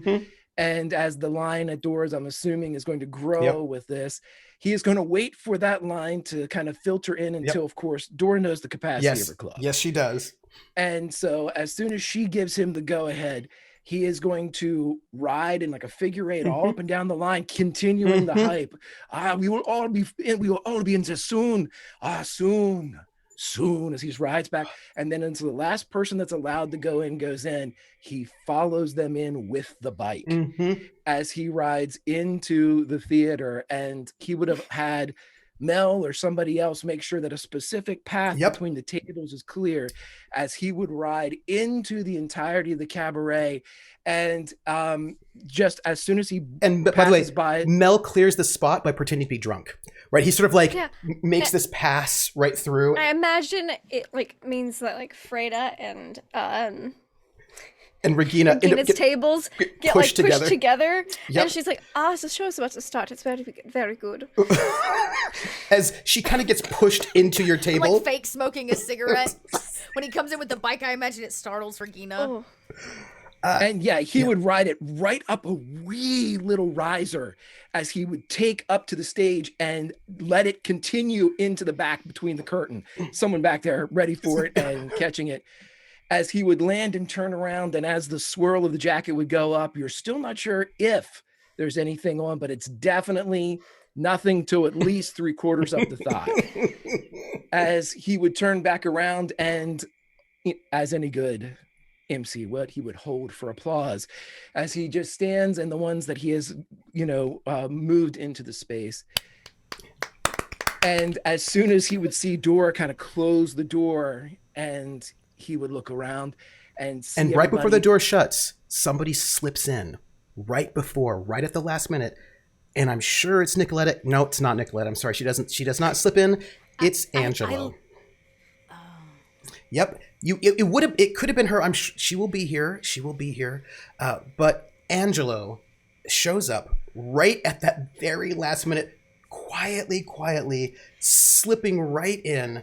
Our handsome Italian man slips in, and basically just joins the table where Regina is, and just pulls Frieda's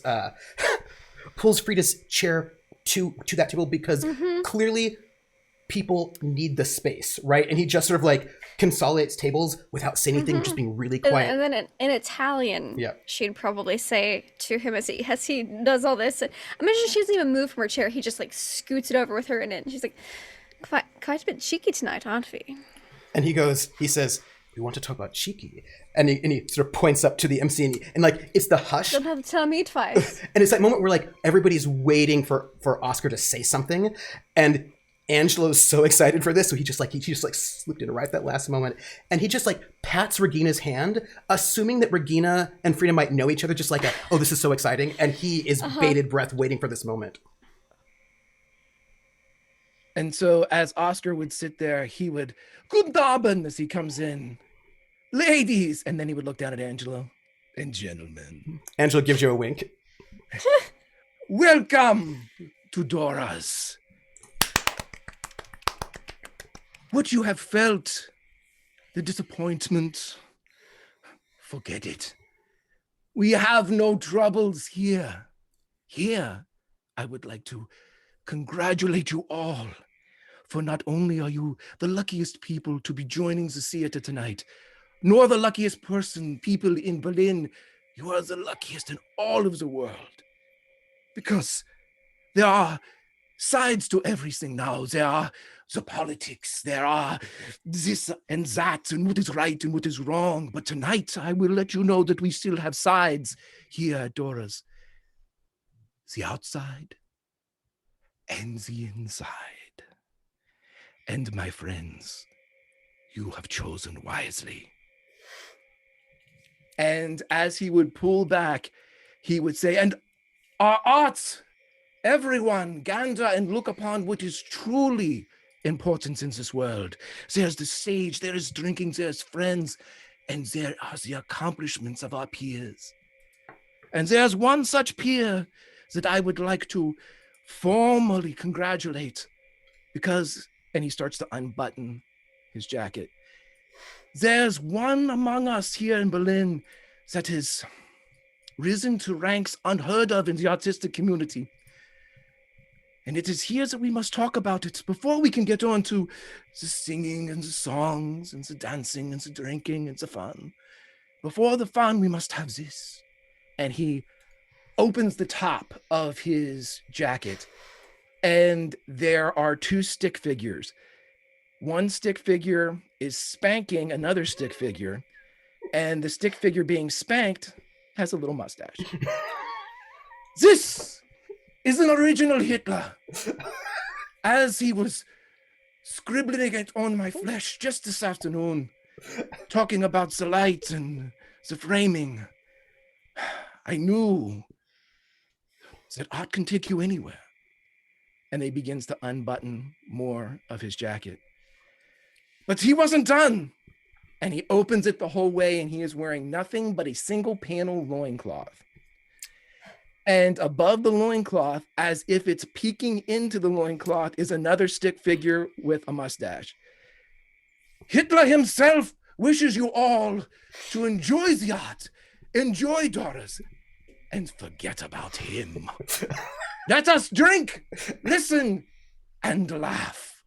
And people cheer with that, and the music strikes up, and there you see somebody in the corner who does like a fake Hitler mustache and like pretends to be Hitler, and then that falls over because that guy's already drunk already, and people throw their napkins at the person pretending to be Hitler as like the first act starts to sort of come forward, and it's like a dance group, like a pair of tap dancers who are tap dancing to sort of like new jazz sorts of tunes, and they are one of them is sort of like dressed like they start off dressed like very proper Germans, right? Like very proper Germans, and they start doing a waltz, but then they kind of like rip off their clothing, and then they're wearing sort of like sort of very cheeky cabaret outfits, and then they start doing a tap dance to jazz, and there's like a bit of a theme, right, about sort of poking your nose at proper German society and sort of enjoying life in a particular sort of a way. And Nicoletta's still not here yet. She has not yet arrived, but her chair is open at your table as you're sitting next to Angelo, this handsome couple next to you who are watching the show. In Germany, people will sit at your table. It is a thing, right? They have a different sense of space that way. And Dora comes over, just taps your shoulder, taps our dear Regina's shoulder just comfortingly as she leans over to Frieda, and she goes, "Darling, I just had a word with Greta, who's on the stage right now, by the way, and she's doing a number, right?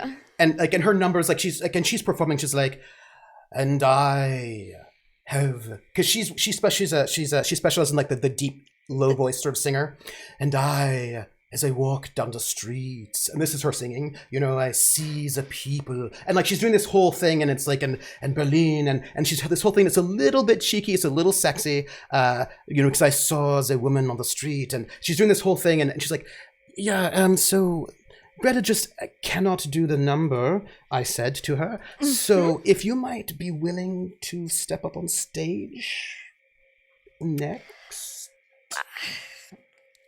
I do have those lyrics that happen to fall into my purse, so it can be done.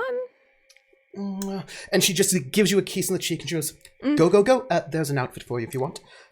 Oh, thank you. Angelo, finish the cigarette for me, please. And Angelo takes the cigarette and he kisses you deeply. Regina, I don't know how you feel about the fact that there's some PDA happening. Really? What PDA? Lots of PDA, actually. My new hat. Hides it. I can't see such things. A lot of PDA is happening, actually, everywhere. And she like hustles you off, and that woman who was sitting with the art comes and sits down at your table. Dora can like point you to because there's not a lot of spaces to sit. And this woman sort of sits down at your table as Frieda sort of left off backstage. And the woman, she looks at you and she goes, and she puts up her cigarette, waiting for you to light it. Regina? Mm-hmm. Oh, yeah. Regina fumbles and strikes a match on her shoe, and she lights the cigarette. And this artist sits down. She goes, Hannah. My name is Hannah. Hannah, I am Regina. She says, this next number. She smiles. She goes, that Oscar. And so she's watching Oscar at the corner. Oscar, Dora is like, Greta's out. Frieda's in. For the Hitler number. Okay. Just change the introduction. It's Carmen, just do that. Just be ready. Be ready. Give the introduction. He'd be ready for whenever everything stops up. Mm-hmm. And what he would do during this time is as the numbers performed, like when the tap dancers were out there, as they would kind of go and like transition with their different dress and whatever, when they would come back on stage, if there were two that left, three, he'd be with them for a moment, like in the middle, like tapping as he would go by, and then he would disappear, and then he would come back out during the different scenes and just kind of like that floating narrator that a bastardized version somewhere. Can I get classical theaters? Can I get a performance roll from you? Sure. Yeah, you might need this later. Good. That's a 5. Good. It's a 5 because I didn't put the 2 in. Mm-hmm. We're gonna call that create an advantage because for reasons. All these advantages are beginning to make me nervous. I don't know why. We're gonna say the crowd is in your hands. If you would introduce our next performer. So then he would, as they would leave, a portion of the curtain would turn and it would just be Oscar. You know, he had come out and hidden in the folds at some point. And as he would pop out, he would say, is everyone having a good time? I see smiles. I hope my wife doesn't find out. Yes, I hope my husband doesn't find out. This is looking good. Everything is looking up. It is looking very well. And I just wanted you to know your husband is there and your wife is over there and everyone has the same look.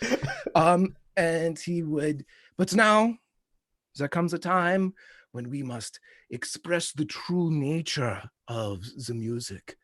And he would probably look over and Greta, I'm sure, would be pissed. Oh yeah, she's pissed because she did not volunteer not to do this song. She was ready to go and like do her Marlene Dietrich for Carmen, but apparently that was a no-go. So in an effort to kind of, not brutalize, and he changes up a little bit. Mm-hmm. And there's always, in a moment of creativity, in a moment of the song, there's improvisation where someone that has sung the song before gives way and someone takes up the rhythm and takes up the words. And so that is what we do here, Doras. We have known the song, the beauty of it being sung, but there's one who has not sung it yet, and that beauty must be shared. And so everyone, I give you the Berlin Nightingale?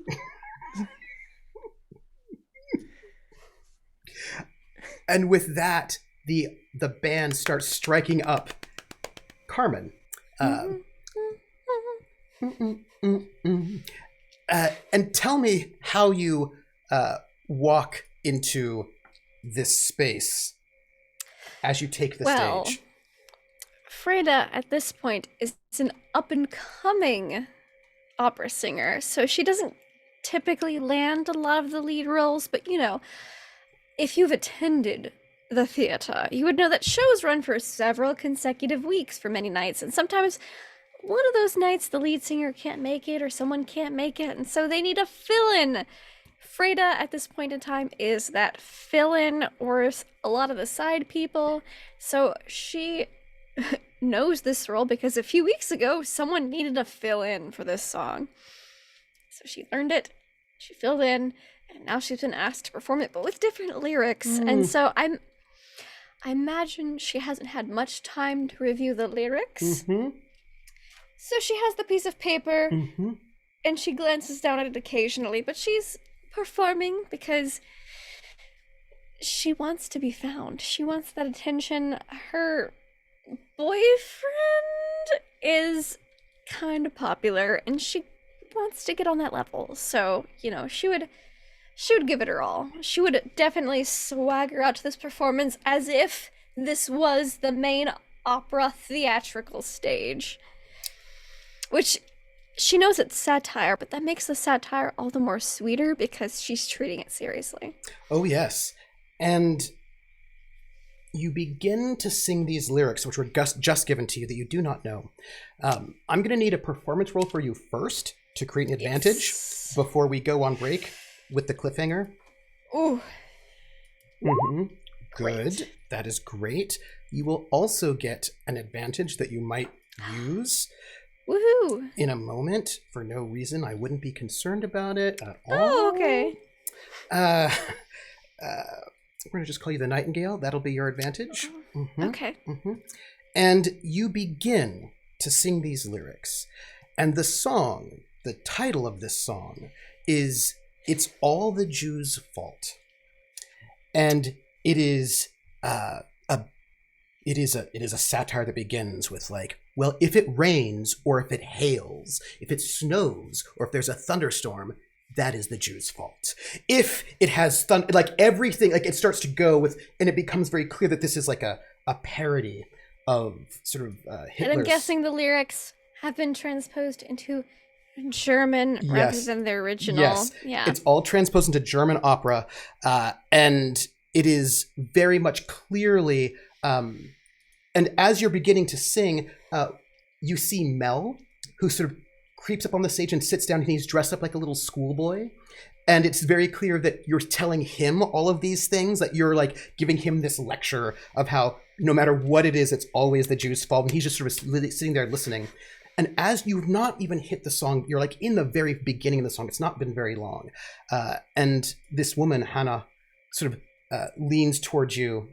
Regina goes, "Oh, I love this piece." She just says to you, as if she knows you already, right? In this sort of friendly way, because you are here, I suppose, right? And so therefore your family in this place. Yeah. Regina doesn't know what to do about that. She's also kind of upset that her ass is in a seat that is reserved. But Nicolette is not here yet. I'm sure she will get here. And then you notice it. I think all of you notice it. The light goes off and starts flashing at the top of the door. And I wonder if I should stop performing. And you can see... I haven't gotten a signal you have not gotten a signal otherwise. otherwise. And the door opens, and there's Dora, and she's opened the door, and these 8 men walk in, all in brown shirts. They're clearly these sort of Nazi thugs that hang out. And they all come in, and they sort of file in, crossing their arms, and they lean back against the bar, not taking a seat, but they lean back with a very sort of aggro look, and they watch and they listen as Dora is standing by the door a little bit nervous, and these 8 sort of thugs are going to see how this show is going to play out as Frieda sings what is an increasingly hysterical, and by hysterical I don't mean like funny, I mean hysterical caricature of Nazi rhetoric. And that's where we're going to go on break. At this moment, with people poised for violence to see if anything will provoke them in this room. The real question is, does Regina still carry a gun? This is a really good question. You'll have to answer that one yourself. But my friends, we're going to go on a little quick 10-minute break before we come back to find out how these people, how our friends, our MC, our singer, how they're going to deal with some people just waiting for a fight in this club.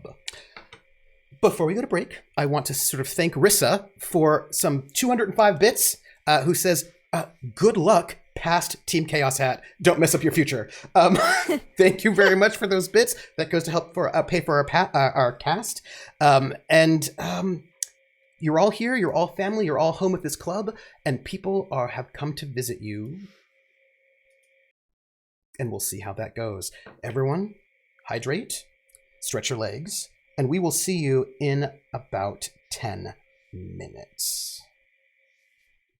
We hold these truths. The writing's dim. Nicholas Gilman. Now their handshakes, felicitations.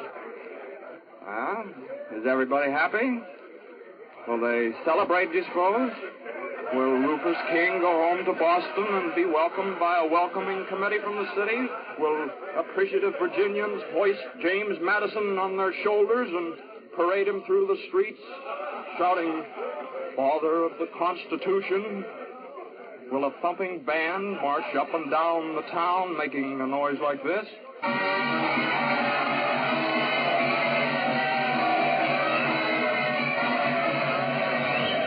No. There will be no band. And I say to you, ladies and gentlemen, the heart of every man and woman, nay, of every child in each and every one of our 13 states, from the rock-bound shores of Maryland to the golden sands of Georgia, should thrill and swell with pride on reading the noble and glorious Constitution which our wise and prudent and far-sighted representatives in solemn assembly have framed and admitted to our glorious states for their approval. And I say to you, no. There will be no speeches. There will be no celebration. No confetti from the windows. Fireworks saluting cannon. Roses strewn beneath the coaches of the delegates. Instead, suspicion. Suspicion by the very men who fought the long fight so that there could be a constitution drawn for the emancipated states. The farmers and the clerks and the hackmen and the artisans and the grease-grimed blacksmiths in their shops. These men who only lately put away their guns and powder in a good dry place. These men who won a war of freedom, but who know that freedom must be guarded to be kept. And they're suspicious. And they're talking in the coma, in the tavern, and in the parlor, and in the foundry room.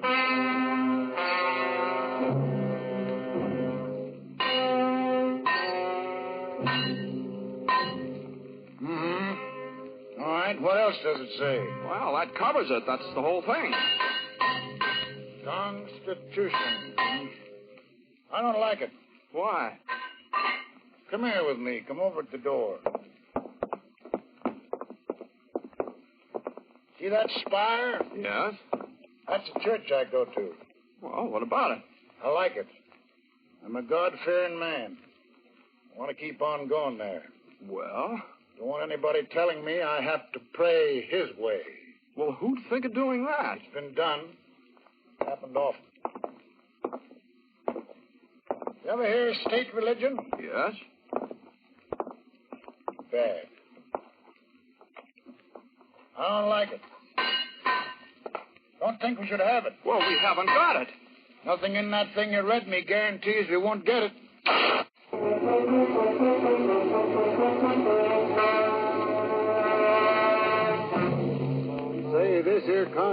Constitution gives us order and authority, huh? Yeah? But we had order and authority under King George before the Revolution. Shucks, the Romans had order and authority under Nero, too. Only the wrong kind and too much of it. Oh, yes, but surely you can trust the men. Now, it ain't that I don't trust the men who wrote the Constitution. Oh, sure, I trust them, but them fellers won't always be around. Oh, yeah, well, you don't seem to understand. This is our own authority. Now, if you... The fact that it's our own don't make no difference. Constitution's fine as far as it goes. But the time to talk authority is after you put it down in black and white that we're all free men. Then we'll give you all the authority you need to keep us that way. What's more, we'll back it up with guns. That fair enough? Well, the way you talk, you'd think that... The way I talk, I think it all depends on who's handing out authority. Whether it's to keep men slaves or keep them free.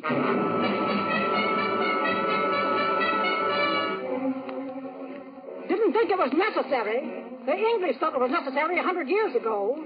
They've got a Bill of Rights. Where's ours? Well, maybe they'll get around to that. Maybe they'll amend the Constitution later. How do we know they will? Well, maybe they're planning some... I don't like this maybe business. When my husband Robert got killed at Trenton, there was no maybe about it. He got killed. He knew what he was fighting for, and he was glad to die for it. Now the fighting's over. I want to see it.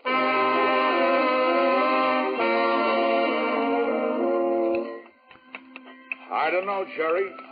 Sometimes I wonder whether you use your head for anything else than to keep your ears apart. I've got my opinion, and I stick to it. The Constitution looks good to me. I don't think it needs no adding to. Hand me that brick there. It's a foundation, that's what it is. Sure, it's a foundation. That's just what I'm talking about. But do you build a foundation and then go away and not build the house?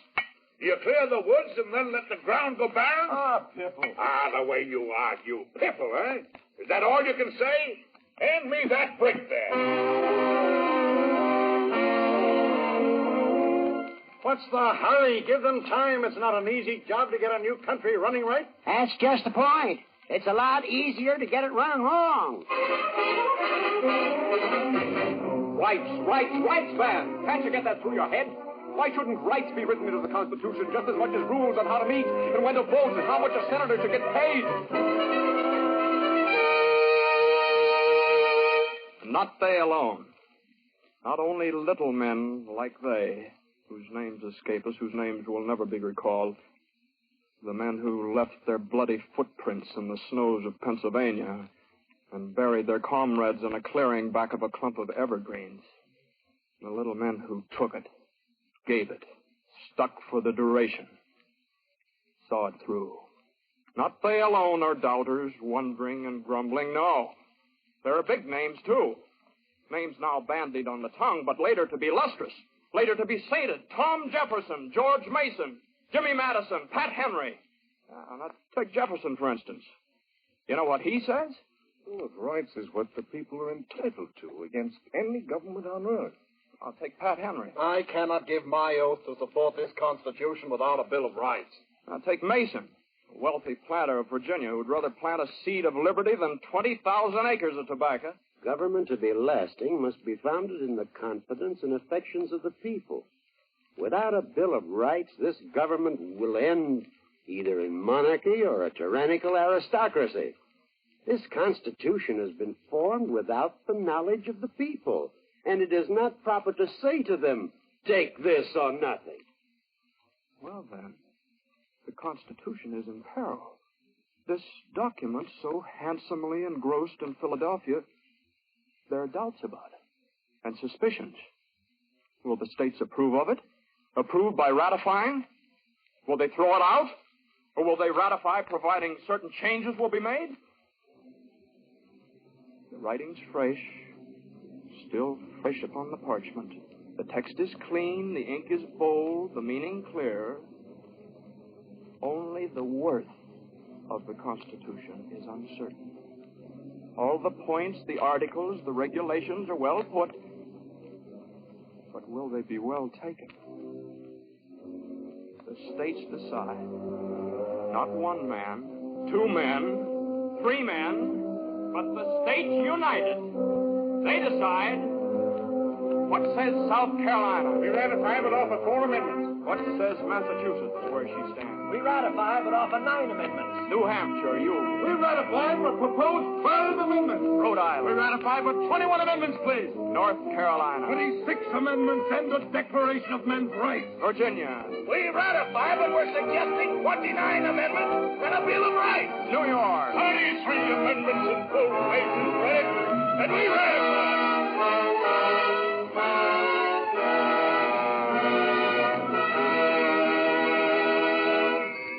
Now, Congress may begin.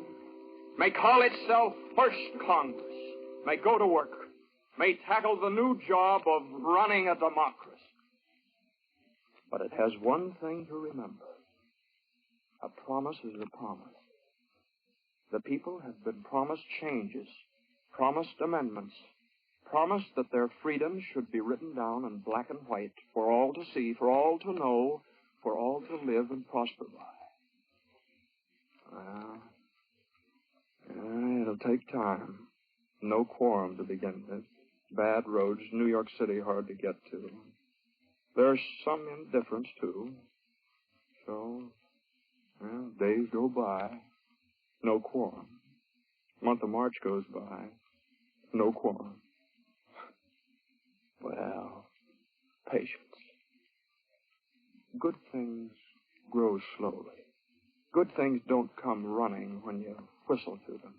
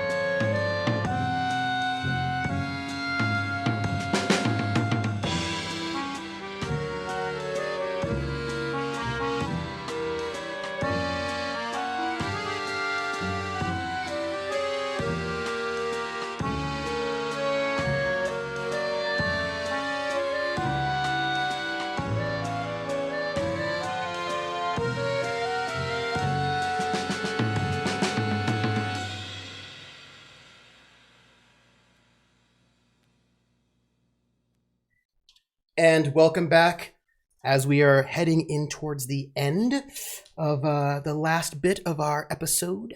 We got all 3 of our characters together in this moment, in this cabaret. Regina is there waiting on her date, who is not arrived yet.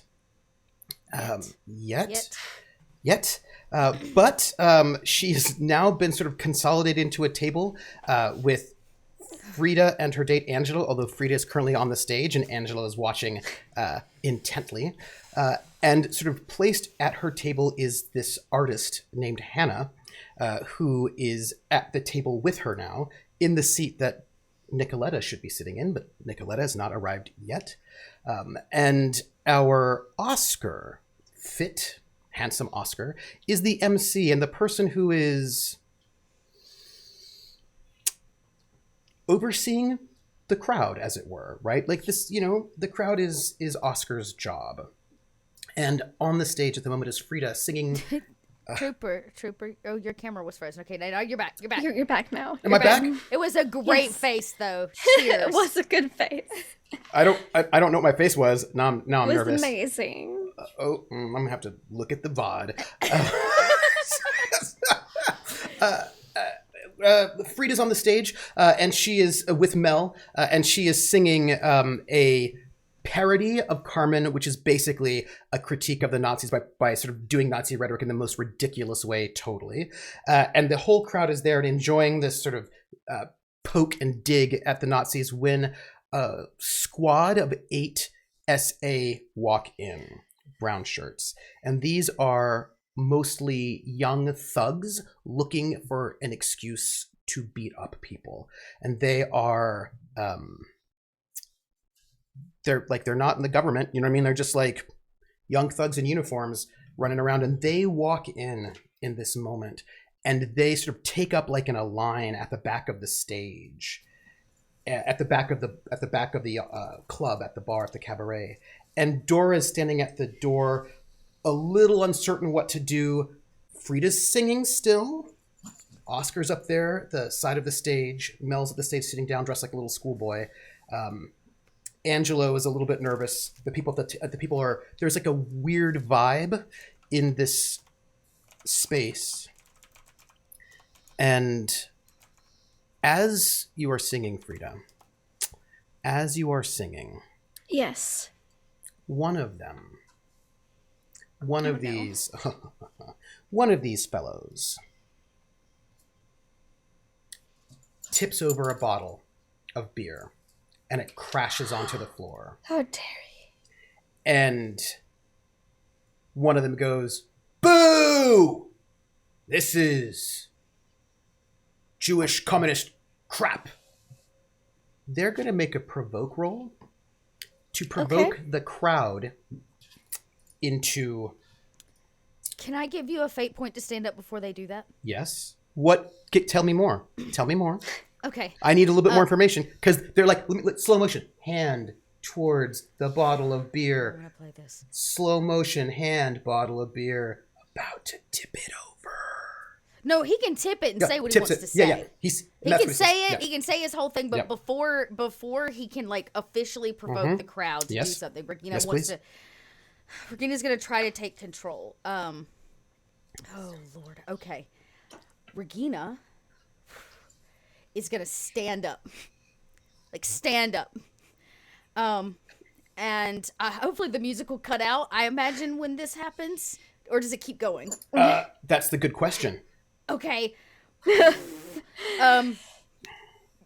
Regina turns and looks at all of them, and looks down at the people at her table, and she's like, turn around. Give them what they want. Turn around. Hannah turns around. And Regina like looks at everybody, and she goes, turn around and look at them. I'm going to need you to roll to influence the crowd. Okay, I'm trying to do it like really subtly, but if everybody turns around and looks at them, they're gonna feel so uncomfortable they're just gonna leave. That's my goal. How do I want to do this? Oh, can I how do I want to do that? Because I don't want them to attack us. Oh, and I don't have the rapport for it. What do you need me to roll, Trooper? Because I don't have. This sounds like rapport. Yeah, but I can't talk over the music is my fear. Like, I'm not going to be heard over the music, so I have to do this without saying Frieda does have a better things. set of lungs than I do. So. Well, you know what? We're just going to have to make the roll. Okay. It's just going to have to be made at a mediocre. Hey! A 1. We can't ask for more than that. Can't. It's pretty good. It's a plus 0. That's really good. So you stand to try to get them to look, right? What about you two? Because you're gonna have to pay your fate point to seize the initiative. Because you did, right? I can do that. I can totes do that right now. What about you two? Because our dear Dot has seized the initiative for your side, so you all get to do things before they do. Irritatingly, but it's fine. They're about to go and like cause some trouble. Because this is a Depression era cabaret, I'm sure that the homemade booze is got to be flowing here.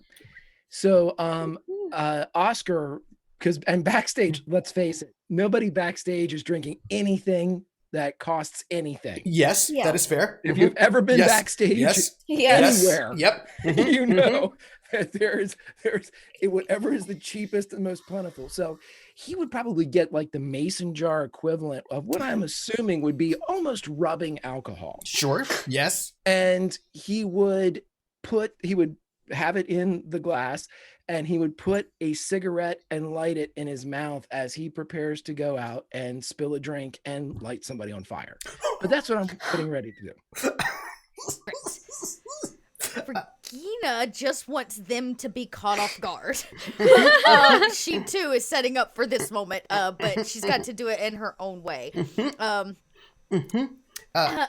So, Oscar, I'm going to take this as an assault. Yes. No. He's not You're actively preparing? doing this. I am preparing. So what I would like to do is I would like to use my turn to create an advantage, please. if it's possible. Yep. And what this advantage is going to be is I would like to. His idea is for members of the crowd to pour their drinks on all the other guys, with the threat of lit cigarettes being, you can stay and we can blow you out and make a wish, or you can leave. So this sounds like you're being hostile. It sounds like a provoke. Well, I mean, I'm with the crowd. I'm trying to create an advantage with the crowds that I can use them. That would be a report. Okay. And this is back when Oscar actually has stuff like that. Aww. Okay, that's a good. We're gonna note this. What about you, Frieda? Frieda's on stage. She's figured out what kind of piece she's performing. These people want to agitate the crowd.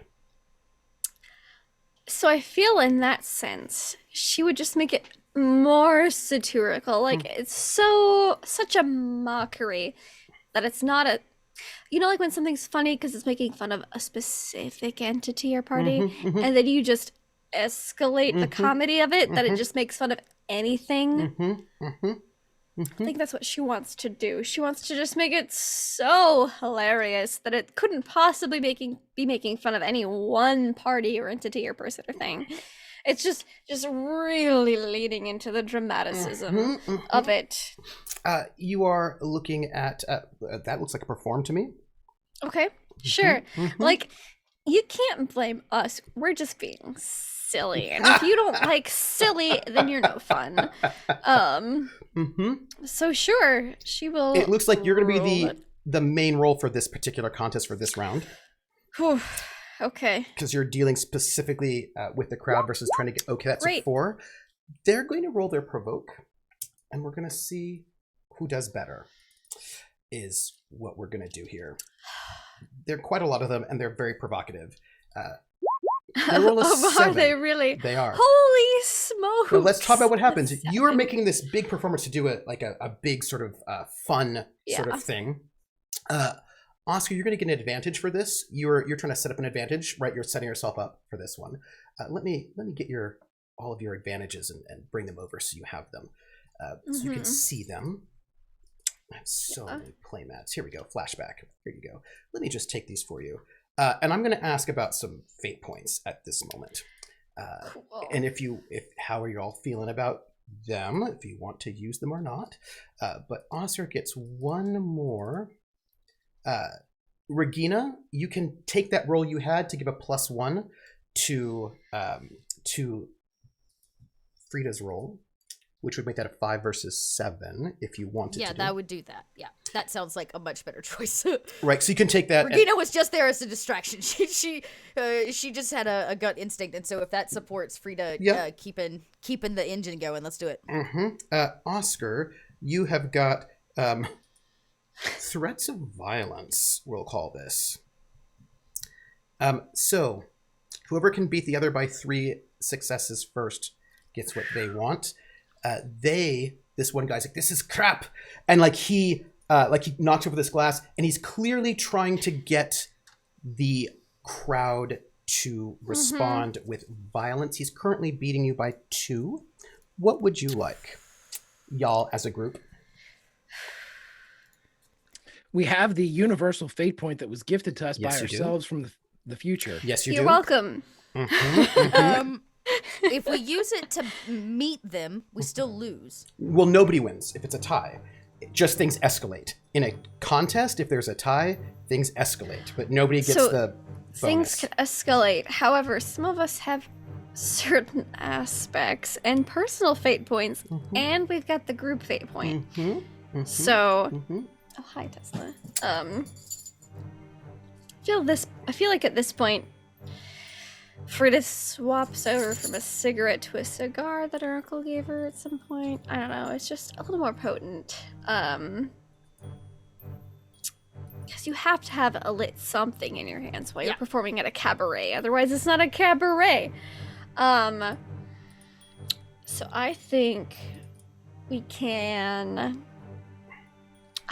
And if these people are wanting to get all violent and stuff, I think Frieda would spend one of her fate points to up hers by 2. And her high concept is an up-and-coming singer who loves attention, and all attention is good attention at this point. So that's going to put you at 7 to 7. What do you? And if we use the group fate point, that'll put us up to 9. Oh wait, do I have? What do I have in? Oh, I'm sorry. Give me just a second. I also have a free invoke as the Nightingale, don't I? Let me go back. Yes, you do. Yes, you do. So why don't we just do that? Yep. Use your free invoke as the Nightingale, which puts you at 9 to 7. Okay. Is that where you want to stay? If we can do more, I'm sure that'd be good. Right, hang on. But What do we? Wait, am I not on the right page? How do I rejoin you? I want to see the page with our free invokes on there. Here, I can. I think rejoin. I can. Yeah, I could. I think I just rejoined you all. I think that will do it for you. Yes. Rejoin? Did I do it for you? Oh, yes. So the crowd is in your hands. We have 2 free invokes on that. I'm saving sightlines for something very. It's currently 9 to 7, with the with Frieda's fate point that you used. Yes. If we took it up to 11 and made this legendary, you beat them. You beat them by 4. We'd beat them by 4, and they would have to like. You get 2 successes versus their 0, which means you only need 1 more to get them. To get them out. Basically, Regina wants to have everybody turn and just stare at them until they can't stand it any longer. Like, it's like a silent sit-in type thing. But I say we go for it. We got them. We might as well use them. Yes? Yeah, sure. I'm down. So use your... What are you using? You're using the crowd is in your hands, one of those invokes? And then Nightingale? Was used, and then I used the Nightingale. Fate point was used. So just stacking them. Just stacking them. Tell me. So this is a lot of Nightingale. Tell me how you keep the crowd from popping off in this moment. Really, just leaning into the performance, and not in a necessarily theatrical way, but an overly theatrical way, so that it's a mockery of itself, almost, but it's still entertaining. You're like, oh, this is a singer who can perform, and she's funny, for like, like the common person would view it as that way, kind of thing. And so the people who are trying to instigate things can't really get mad, because it's so obviously a comedy. Sure, but I'm going to spend one of my fate points. Because I don't want you to beat me by 4, because that's a lot. Because the brown shirts are violent thugs. That's one of their high concepts, as a matter of fact.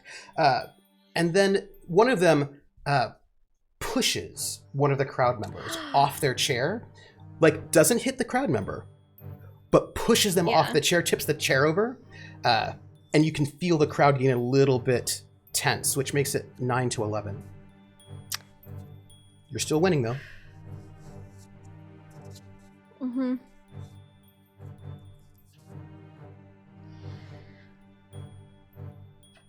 Does that result in a success then? If it stands as it is, it'd be 1 success for you all. For you all, yeah. Now with 4, does that 2? Yeah, it is 2 successes. Because you succeed with style. If you can beat them by 3, you succeed with style, and you get 2 successes rather than 1. Can we throw?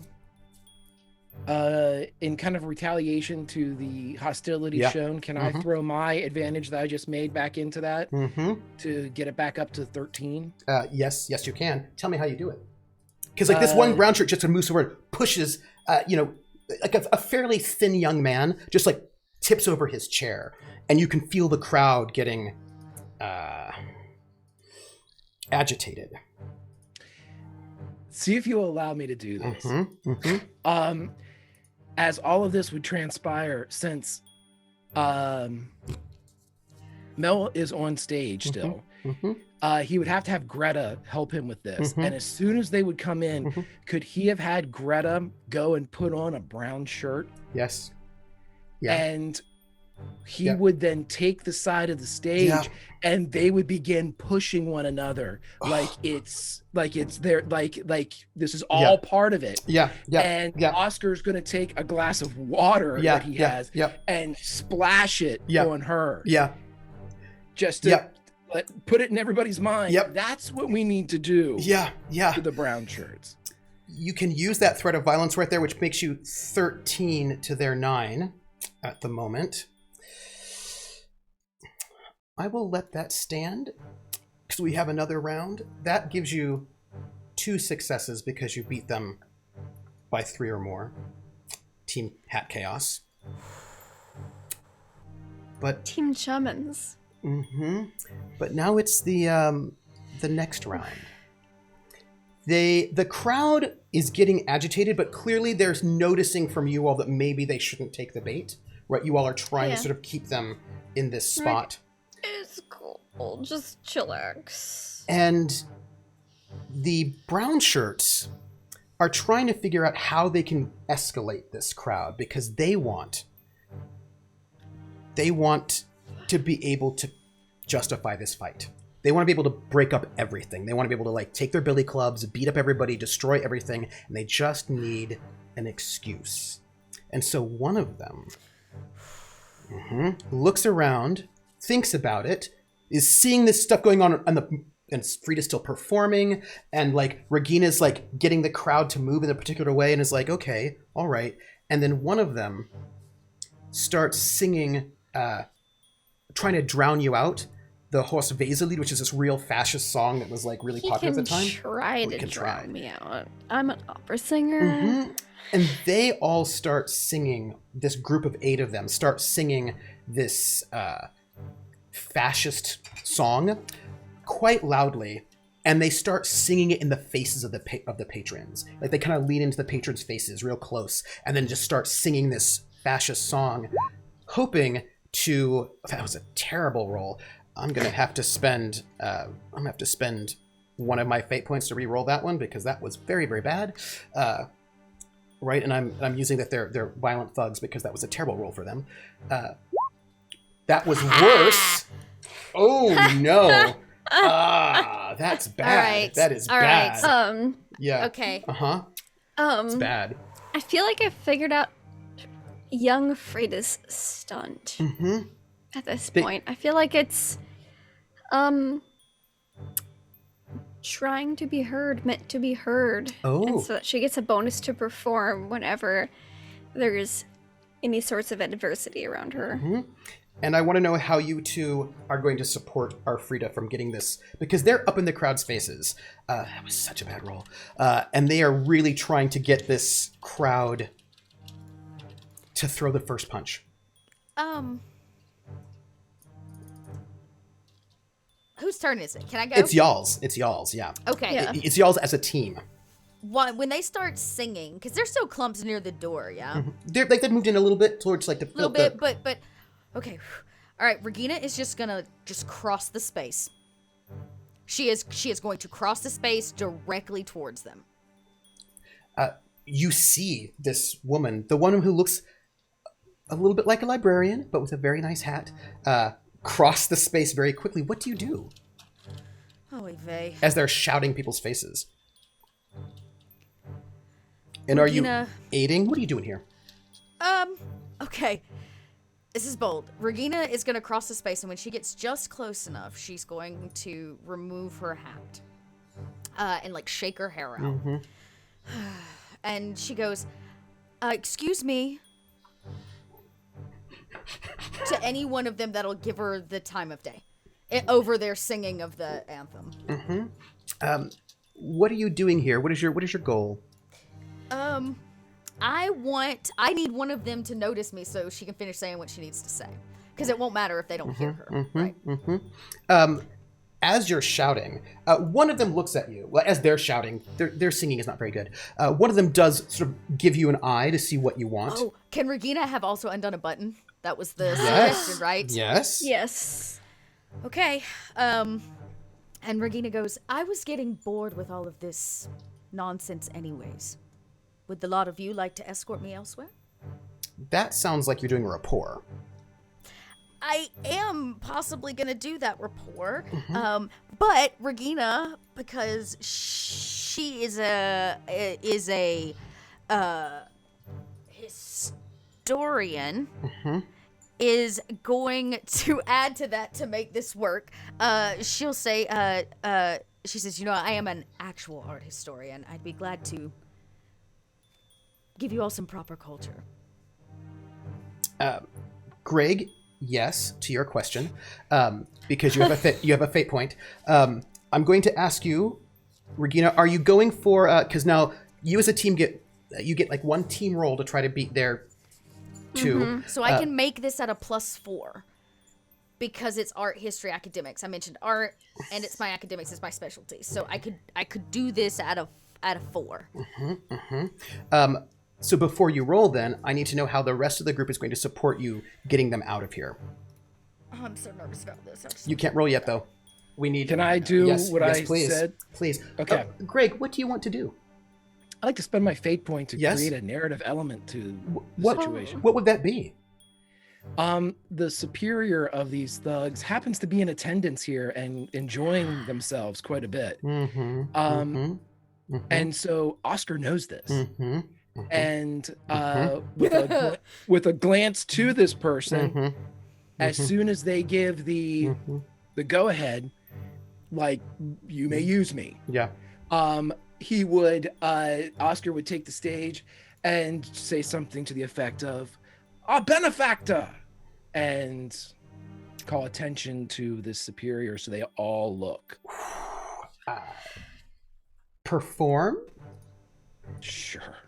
This could be perform, this could be provoke, this could be report. Depends on how you're doing this one. Oh, it's definitely going to be performed. Same. And that's a 6. That's a 6. This is going to be an advantage that you're giving. Oh, that's a 6. Okay. That's a 6. I'm going to let you all make your rolls and decide who you want to be your primary and who you want to help, right? Because this will be your...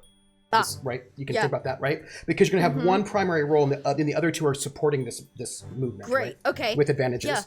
Yeah. Roll your distraction. My academic one?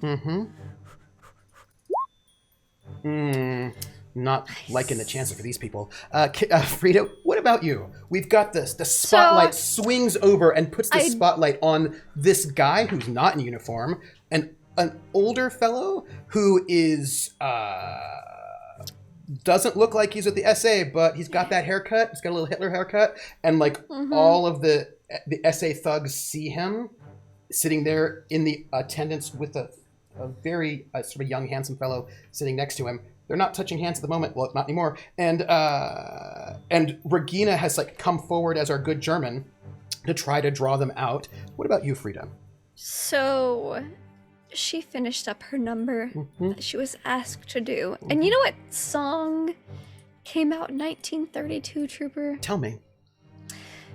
By Mir bist du schön. Yes.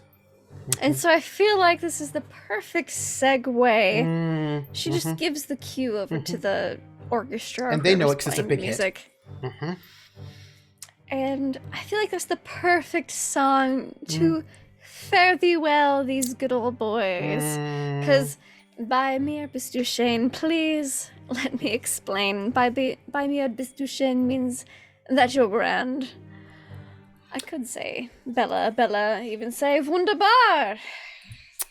Can I get a perform? Language only helps me tell you how great you are. I need that. And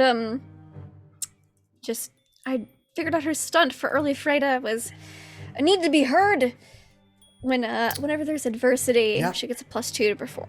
So. Yes. Yep. It's a good stunt, by the way. Okay. I'm looking at right there. And she swaps over to the cigar too. Yeah. She had nothing when she came up. She lets the cigar that she, I'm sure, got from her uncle. And Everyone, then that's a 5, 6, and a 7. Yeah. By mir bist du schön. Yeah. To these brown shirts as her staged performance wraps up, and she begins with an impromptu. Yep. And by the way, that's 4 successes to their 0 successes. That is going to close that contest, by the way, as you bring the spotlight, Oscar, onto one of their leaders who's clearly closeted gay. Well, to you, maybe not to them. And he's like, ooh. And well, now Oscar wouldn't have done it if he didn't get the go ahead from the superior.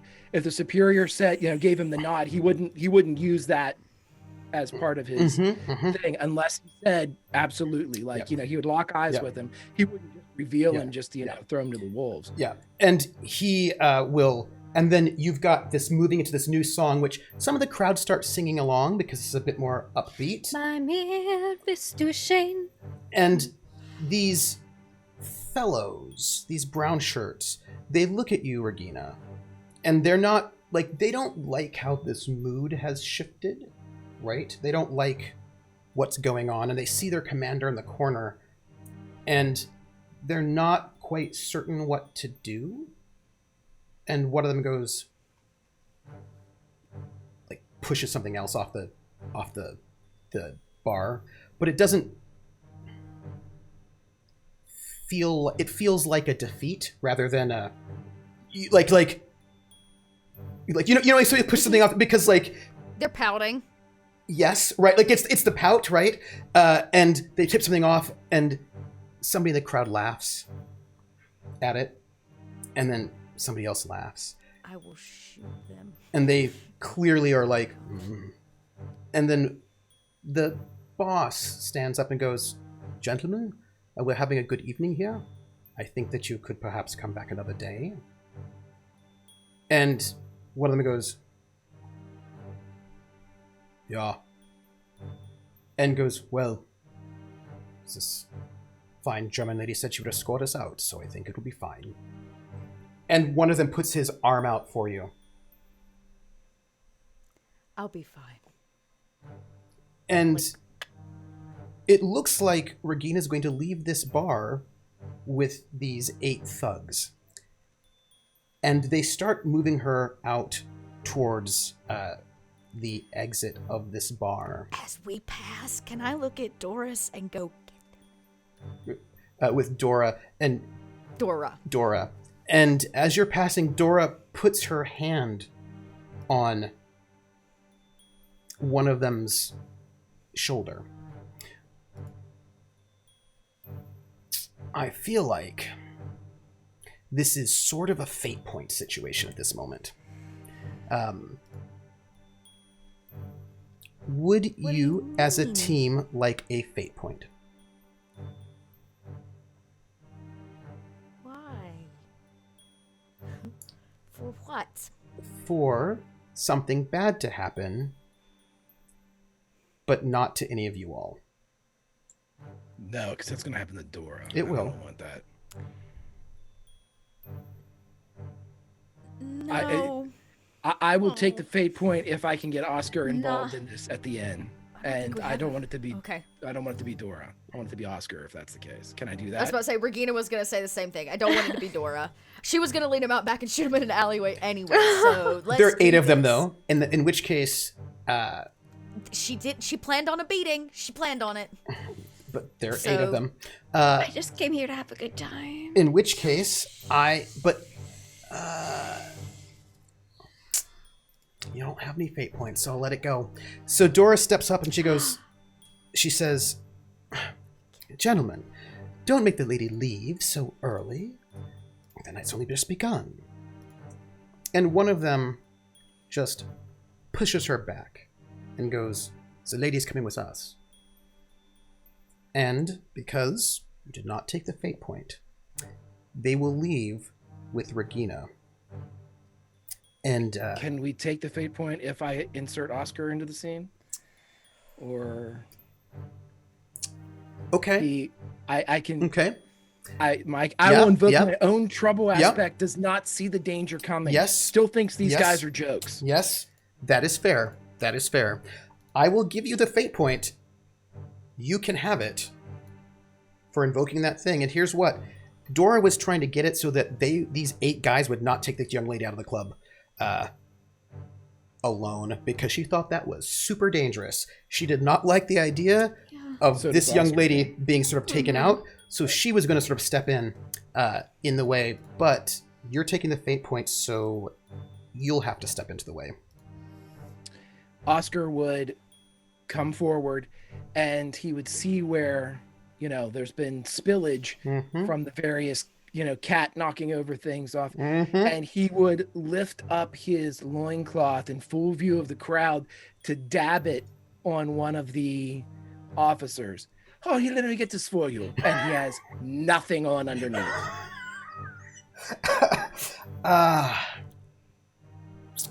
And these officers, because we have a fate point invoked for a bit of trouble, the one that has you on his arm lets you go, Regina. Takes his hand off of your arm, and he turns to Oscar. And very quickly, 3 of them, 2 of them grab Oscar's arms, and they drag him out of the club. And these 8 men pull Oscar out of the club into the night. And it's quiet in the club at this moment as these 8 brown shirts leave. And it's just you all in the club. Oscar's outside or gone. What do you all do? I turn to the crowd and I say, somebody mentioned an after party. Now would be a good time. And Regina leaves behind them. Dora says, listen, they're gone now. We're safer inside the building than outside. You shouldn't leave. I didn't stand up in front of all of these people and make myself known because I didn't expect to take a bit of a beating. He's not going to take it by himself. Honey. Excuse me. Excuse me. And I would like to leave. Regina needs to see what happens. Frieda, what about you?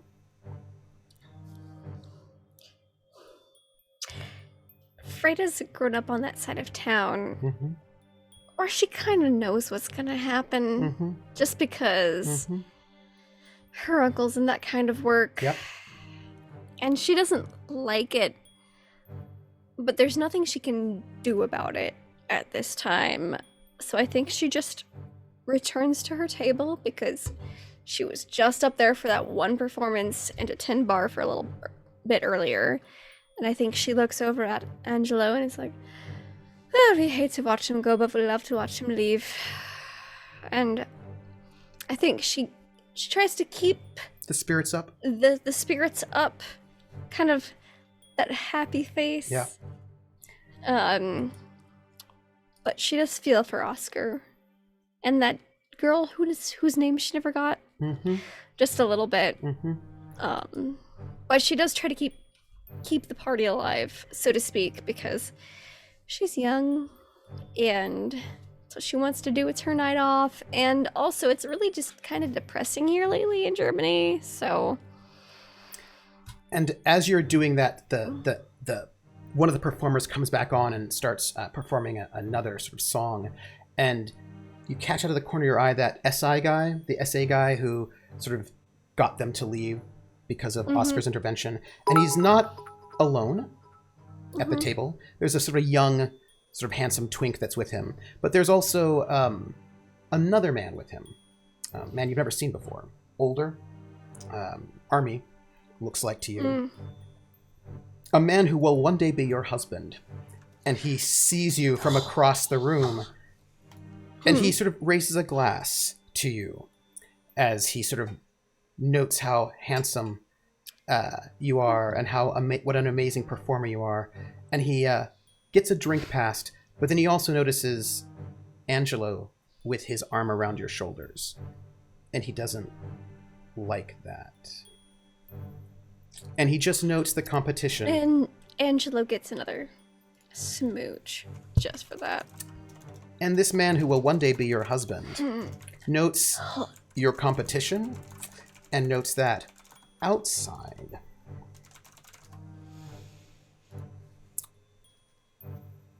Oscar, you are dragged out to the middle of the street, right in the thoroughfare. And they are going to stomp on you. They kick you. They yell at you. They are not talented brawlers, right? They're not like scientific brawlers. They're not the best, but there are a lot of them. And they just kick you. You're not being harmed so badly, but it'll leave bruises, right? It'll make it hard for you to feel comfortable for a while. And Regina, when you step out of the club, you see Oscar in the middle of the street, naked, being kicked by these thugs as they laugh. You're going to take, by the way, for that concession, you're going to take a consequence, like a mild consequence, which is you're going to be like battered and bruised as a mild consequence.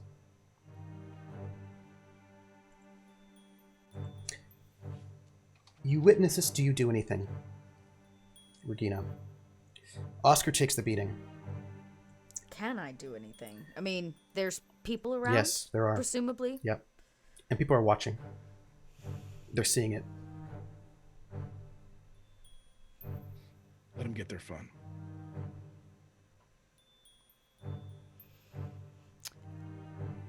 Regina will wait it out. It doesn't last long. It's not like anything that's super extended, maybe 15 minutes, which seems like forever. They're mostly just waiting for... They want to have fun, and this is their fun. And after they've beat him, they leave. Okay. I was going to say, well, no, we're good. Like, yeah. Yeah, they would kick him, they'd beat him, they'd yell at him a bit. And then one of them would pull out a flask, take a drink, pass it to the others, they'd laugh. And then they would start walking down the street as people on the streets every day people watch what happened. Some of them approving, some of them horrified, most of them not knowing what to do. Scared. And wondering where the police were, who aren't anywhere at all. And they just sort of continue on moving as Oscar is there on the street. This man you've seen a couple times at a party. Regina will go over to him. Yeah, Oscar would try to get up. He probably couldn't at this point. You would see by the shake of his shoulders that he is crying.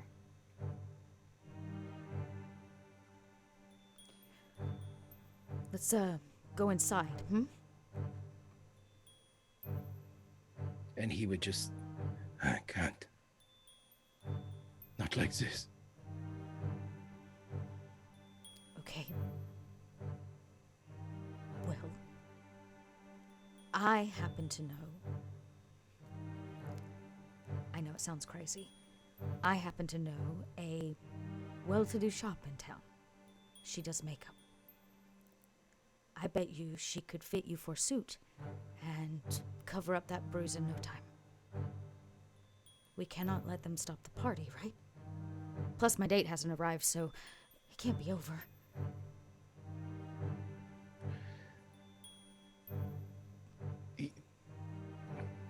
Oscar would like the sound of that. He would allow himself to be gathered up, and for a moment, as Regina would have him, there's a mirror to that scene in the future where they are before the open window. And again, Regina's strength and comfort is aiding Oscar in this moment. She picks out really nice hats. Not that you would wear a hat. You barely wear anything. Why would I ever wear a hat?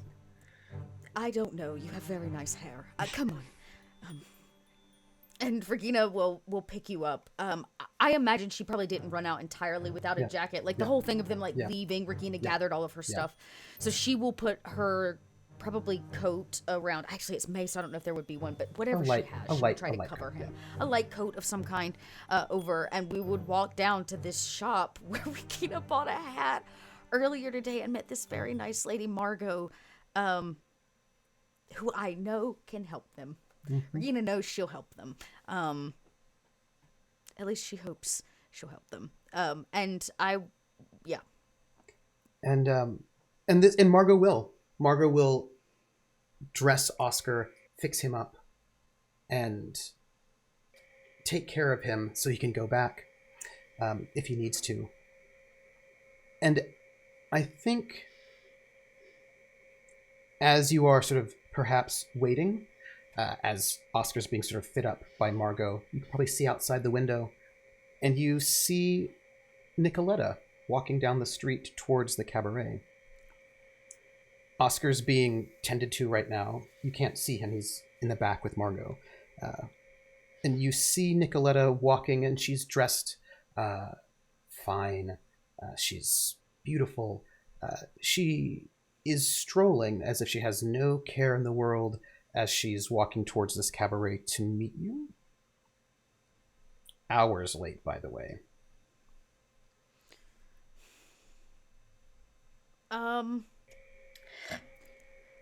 Yes, Frieda. Since Frieda never left the cabaret, and there was a seat reserved for Nicoletta, and I doubt many people come in late to the cabaret. Correct. Could Frieda have been the one to say, "Oh, well, she waited for so long, but you never appeared, so she already left"? That is the question I will ask is, does Regina leave Oscar alone, or does she run after Nicoletta? Okay, let's be real, y'all. This is my troubled aspect.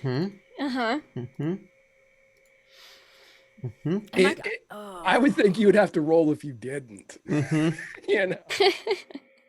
Yeah, I don't. It's okay. My troubled aspect at this point in time is a wild child, so either way works for Frieda. But she'd have your back. That's your question.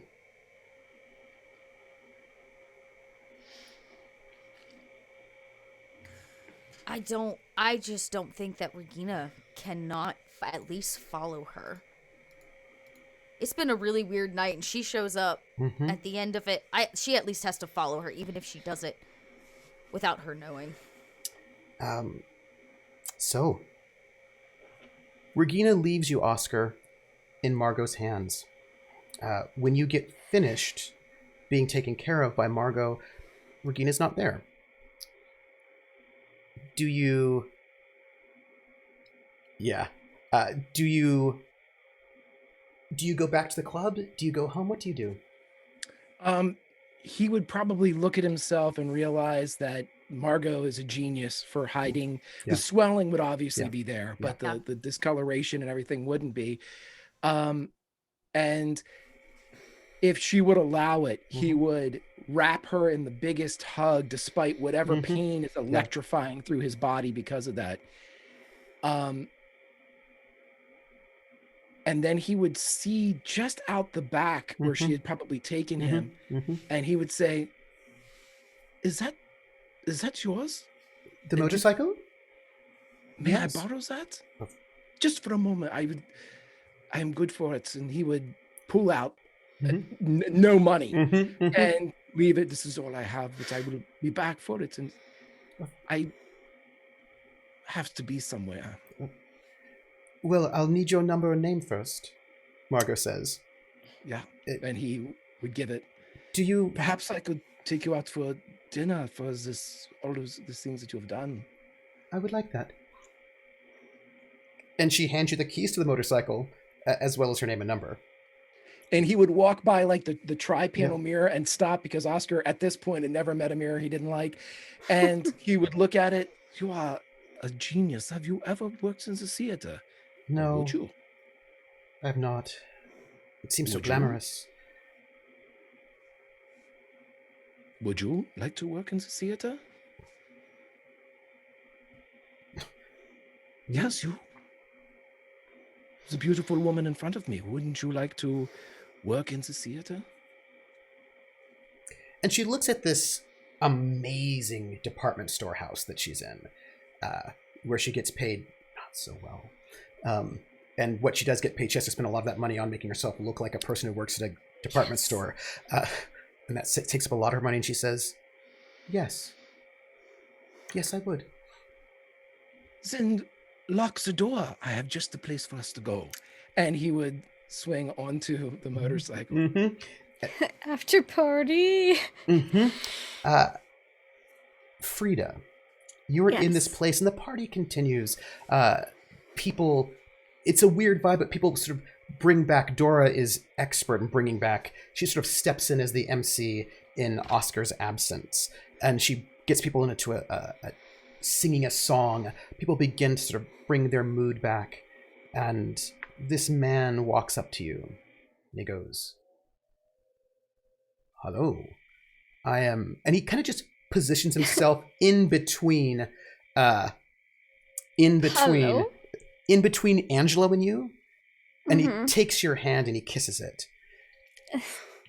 and he says, he looks at you with this look of hunger and obvious, what's the word, skeeziness? Yeah, that's the word people use. Ew. Yeah. Mm-hmm. And he looks at you and he goes, I am Captain Otto Voigt. And he kisses your hand again, and his lips are mushy. Ew. And he goes, you are the most beautiful woman with the best voice I've ever seen in my life. I would like to take you out to dinner. Thank you, but I do have a very busy schedule. This is one of my few nights off of the week, I'm afraid. And Angela goes, hey, this is my date. And Otto looks at Angelo. And she'd give Angela, of course, that very warm and welcoming, like, thank you. And you can see this man, this captain, start getting red with anger that somebody spoke to him, which he does not like. And in that case, because she's seen that look before, because she knows some of her uncle's cohorts, she just give him the puppy dog eyes, like, but why would you be angry? Because that typically works at diffusal. And he says, Madame, giving that look to Angela, he goes, as if, you know, there's unfinished business there, because there's not being spoken to by people. And he says, this is your regular haunt, I think. Yeah, it is. I can make sure that this place does not get bothered in the future. For a dinner with me. Of course. Excellent. I'm a man with a lot of connections and friends. Oh, I'm sure, Captain. Let me have your name and number. I don't think she has a number at this point. It would be like your house so he could call on you. I don't even know if her house would have a number. No. Your house, like your address.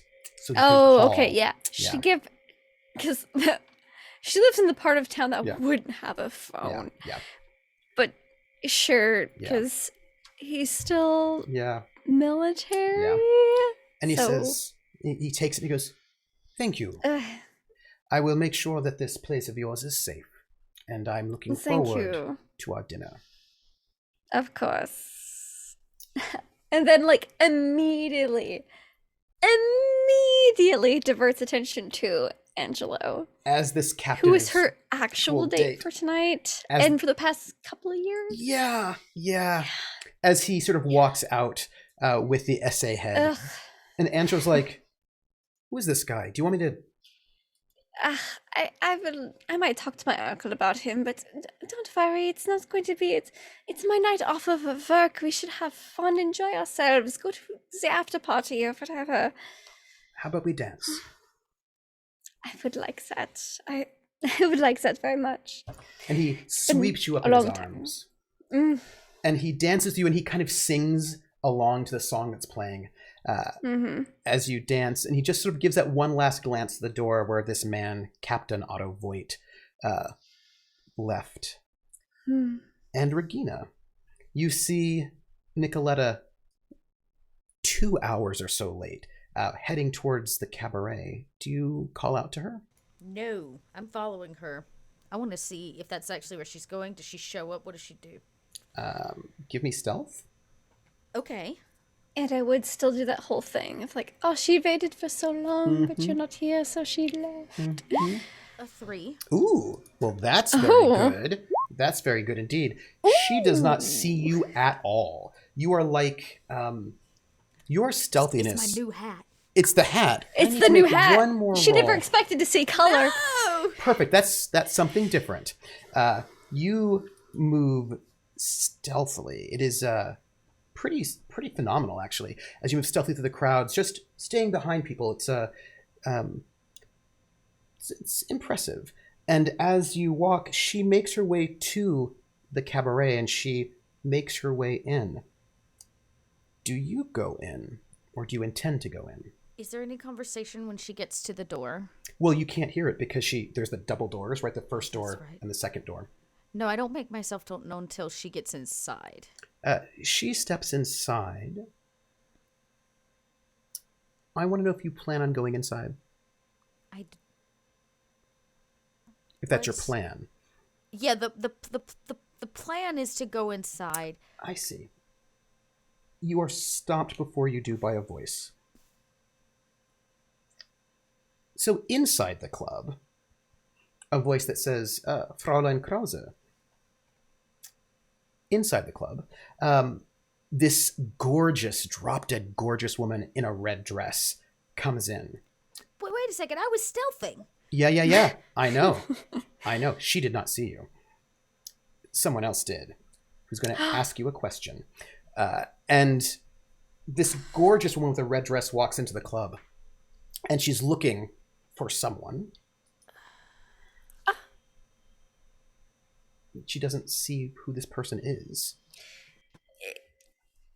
Excuse me, were you looking for a very demurely dressed blonde woman? Yes, I was. Is she here? She was. She was here for quite some time, in fact, but I believe she got rather dejected that you had not appeared yet. I mean, fashionably late is one thing, but she already has left for the evening. Well. And she sort of smiles as if she won something in this way. And then she says... Frieda at this point does not understand that. She's like, you let your girlfriend down, bruh. Like, the fuck? And then she's like, I might just take one more drink or two here before I leave. The drinks are very good now since the bartender is actually here. And outside, that voice who saw you says, Frau Krause? Fräulein Krause? And there's a man in a suit. There's always a man. And a sort of an overcoat, neat haircut. He looks nondescript, like you might not notice him. It's like a man in a gray suit, as it were. Very, very unnoticeable. And he just walks up to you. Have you seen him before? Do I know him? That's a different question. Sorry. Or have I? Yeah. Do I? Yeah. Would I know? This roll person? Awareness, perhaps. Is he wearing? He's not wearing a uniform. He is not. Okay. Well, that's what's gonna happen. No. You do not recall. You do not know him, and you do not recall seeing him before. But he says, Fräulein Krause, I was interested to see you here. Could I give you my card? And he hands you a business card. I do not know who you are. Are you a associate of my father's? No. We've been asking questions about you for some time. We would like you to maybe come in for an interview. Your movement through the city is quite subtle. We've heard of your expertise in firearms, and... I am a historian and a chemist now. Well, you could be so much more.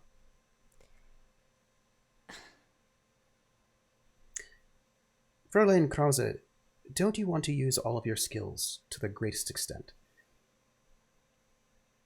You can do things that many others can't, and the fatherland could use you.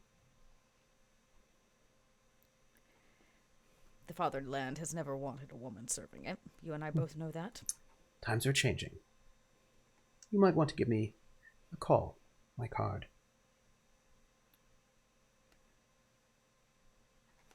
If you're important enough to have a card, you're important enough to know this location, I imagine. I do. If I set up that interview, your boys in brown. They don't work for me, I don't work for them. I don't find them all that interesting. But you could tell me who does. That would be a conversation for perhaps a little bit, if we work together a bit more closely. How about a business lunch? How about a name? It's possible. Possible. First date and all. He thinks about it and he says, there's someone in that club who's already been claimed, although I don't think he knows it yet. But you can call me Ludwig. Feilhaber. He puts out his hand. Regina shakes it.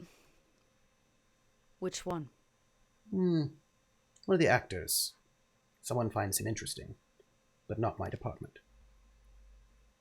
What is your department?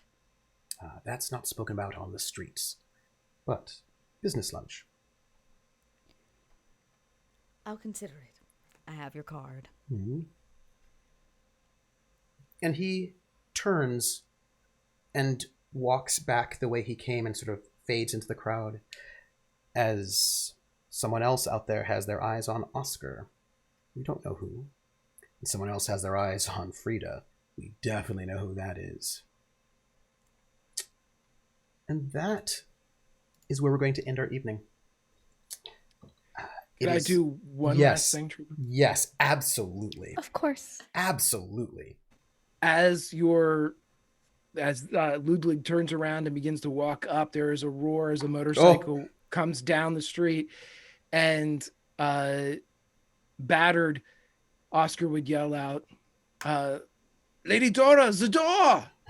And then he would take the motorcycle right inside.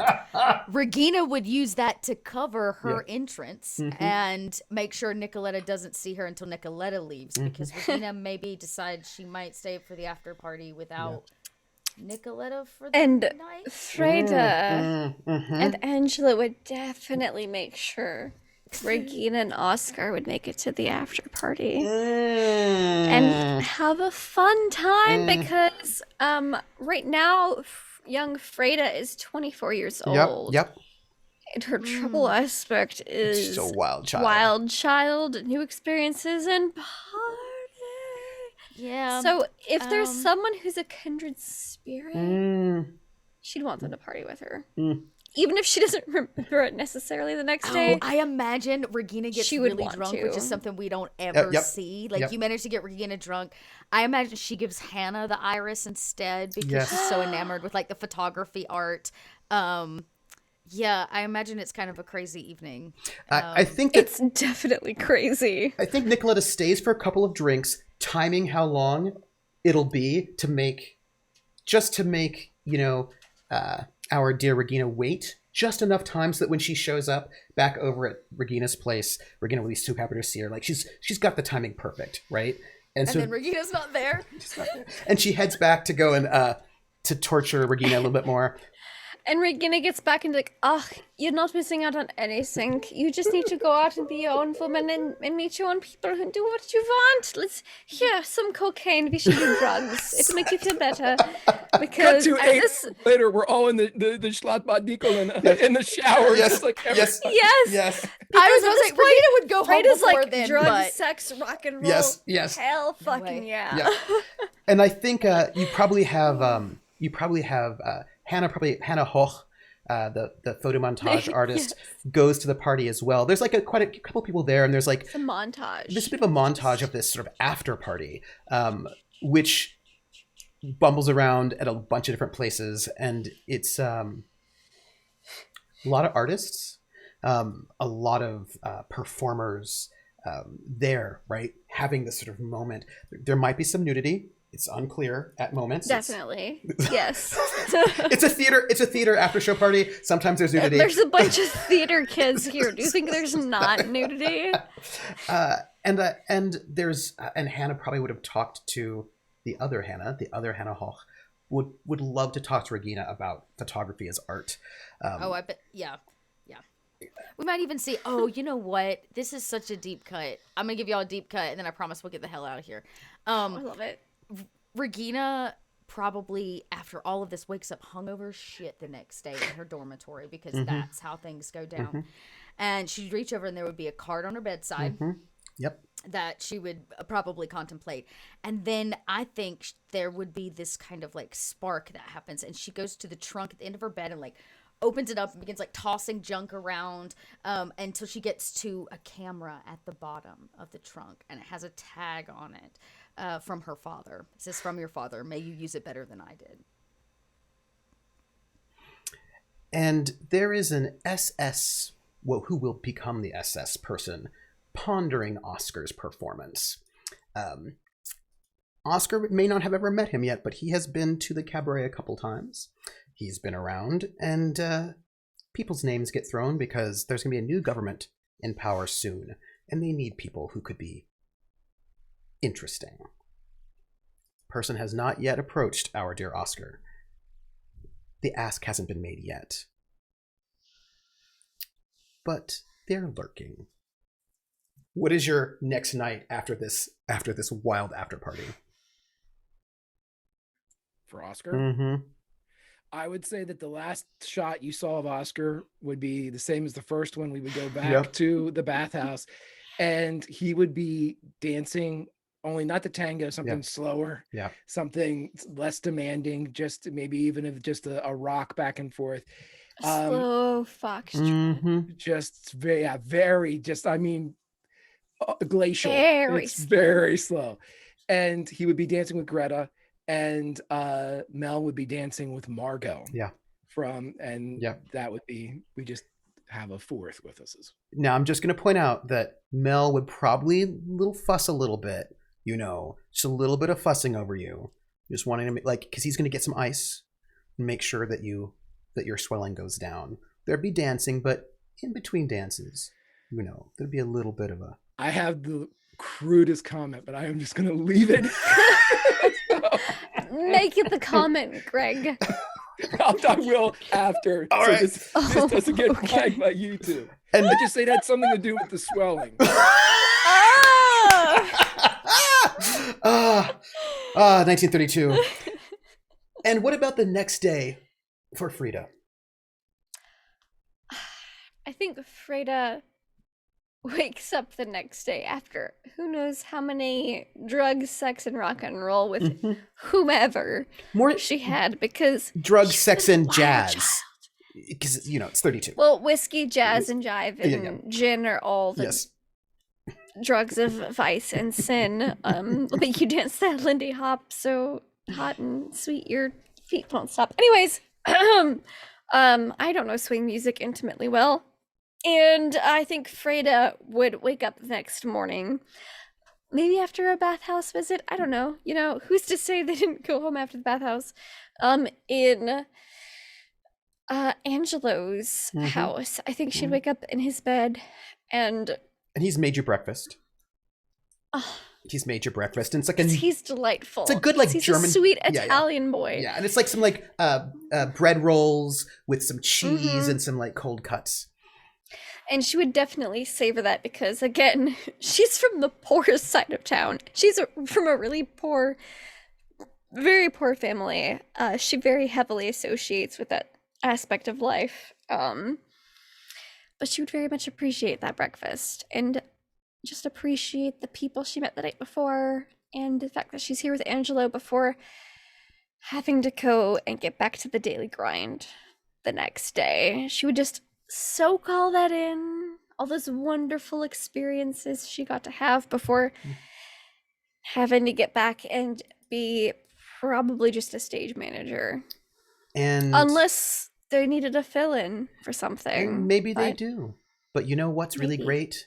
When you arrive at the theater, there are 24 red roses waiting for you. Oh, no. From Captain Otto Voigt. Sure there are. And there'll be 24 roses for you very often from Captain Otto Voigt. But you don't have to worry about that yet because you've got a whole career ahead of you. And my friends, that's where we're going to end this episode. We have got our young friends. And again, Frieda may not have remembered some of those people that she had partied with the night before. Oh, probably not. Because again, when you're like fasting, the alcohol hits you so much faster and you're like, who did I party with? It doesn't matter. We had a good time. Oh, wait, I'm sorry. You get a fill-in, but that fill-in, you're really good at it. And the person who you filled in for, you take over the role for them. And this is a moment where you've gotten that. It was a fill-in, and now it's a permanent fill. It's like at the second biggest opera house in Berlin, and that's where you start picking it up at that moment, right after this moment. Yeah. And you don't have to stagehand much anymore. Imagine just every so often one of those dozen roses is from her uncle. Yep. Rather than Otto Voigt. Mm-hmm. And because he's proud. And like, you know, when you get your first gig, which is not too long after this, where you don't fill in, you actually get it. Like your parents are there in their one good outfits, their good Sunday outfits. For sure. Your uncle's there. Like you have the group there, and maybe Oscar's there. Who knows? But you three are at the beginning of a moment, and I'm sure the Weimar Republic will last forever. I imagine you don't see Regina again. Yep. No, she doesn't see Regina again until be the last time the both of you ever lay until almost 10 years later, 9 years almost later. 10 years later. But she had your back. Yeah. When she had no idea who you were. Because she's like, who are you? Who are you? Whatever, she seemed cool. She shouldn't have been this late. 2 hours late? You missed all the action. That's past fashionably late. That's past fashionably late. Well, it depends. See, Nicola doesn't go for fashion sometimes. Sometimes she goes for manipulation. Yeah. Manipulation, abuse, and Frieda is not about that. No. Okay. No. I would love for our crew to give us our outros, but we did have 110 bits come in. Oh, thanks. Thank you from Rissa, who says, for the glimpse of who Oscar and Regina were when they were young. Those bits for that one. And I would like, first off, so excited. Thank you. I would like to thank my players for indulging me in a flashback episode, which I'm so excited about. Thank you. Of course. So much. Also for the new costuming, and I love Oscar's. I don't think I didn't forget. I see the scarf and the hat and the matchingness and the brilliance of it. Like I see it. I see you. And they've got a new contact, by the way, in Berlin. They've got some people there because I know I think they're going to Berlin in the next couple episodes. So there's that. Maybe. Mm-hmm. If our amazing cast might, if you would, introduce yourselves, tell us who you are, give some plugs for where we can find you, what you're doing, and if you might give us... Oh, and Willen just said 100 bits. Thanks for this amazing flashback. Thank you, Willen, who was our note taker. If we could get who you are, where we can find you, and knowing that we have SS members lurking about Oscar, probably not going to make the ask just yet, but it will happen. We have some military intelligence recruiters making the ask on Regina, and we have Frieda's husband-to-be also lurking about. If you could tell me, in this moment, 1941, because we finish our flashback, whenever it might be that your character might think back on those moments of your youth, what do they think about it? What do they think about that time? And so, also we had a number of title suggestions. Keep them coming, chat. Keep them coming. So let us start with Germany's ass. The person who's never fashionably late. The person who has got all the sass. The person who I would assume is just... Dot? We're going back to the front.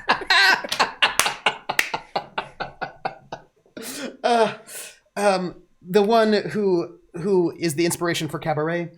Joel Grey just wishes that he were Oscar, and maybe also Greg. Grimjack, tell us who you are. Give us a plug, and tell me what Oscar thinks of when he thinks back to that moment.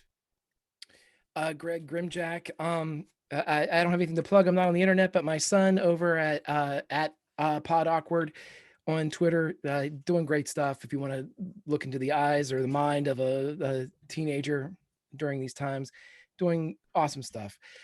Super proud. But I hinted at it, Dot and I hinted at it before, that I think that it's that initial meet where Regina comes out and aids Oscar after the beating, and then that flash forward to when Oscar's again at an incredibly low point after the party and the roundup and the list and everything that's so terrible and prevalent in his mind. And again, she's able to comfort him in that mirrored scene. And I love it. I love doing flashbacks. I love playing with everybody that's been a part of the show. It enables you to do so much with the characters and to learn so much about the characters.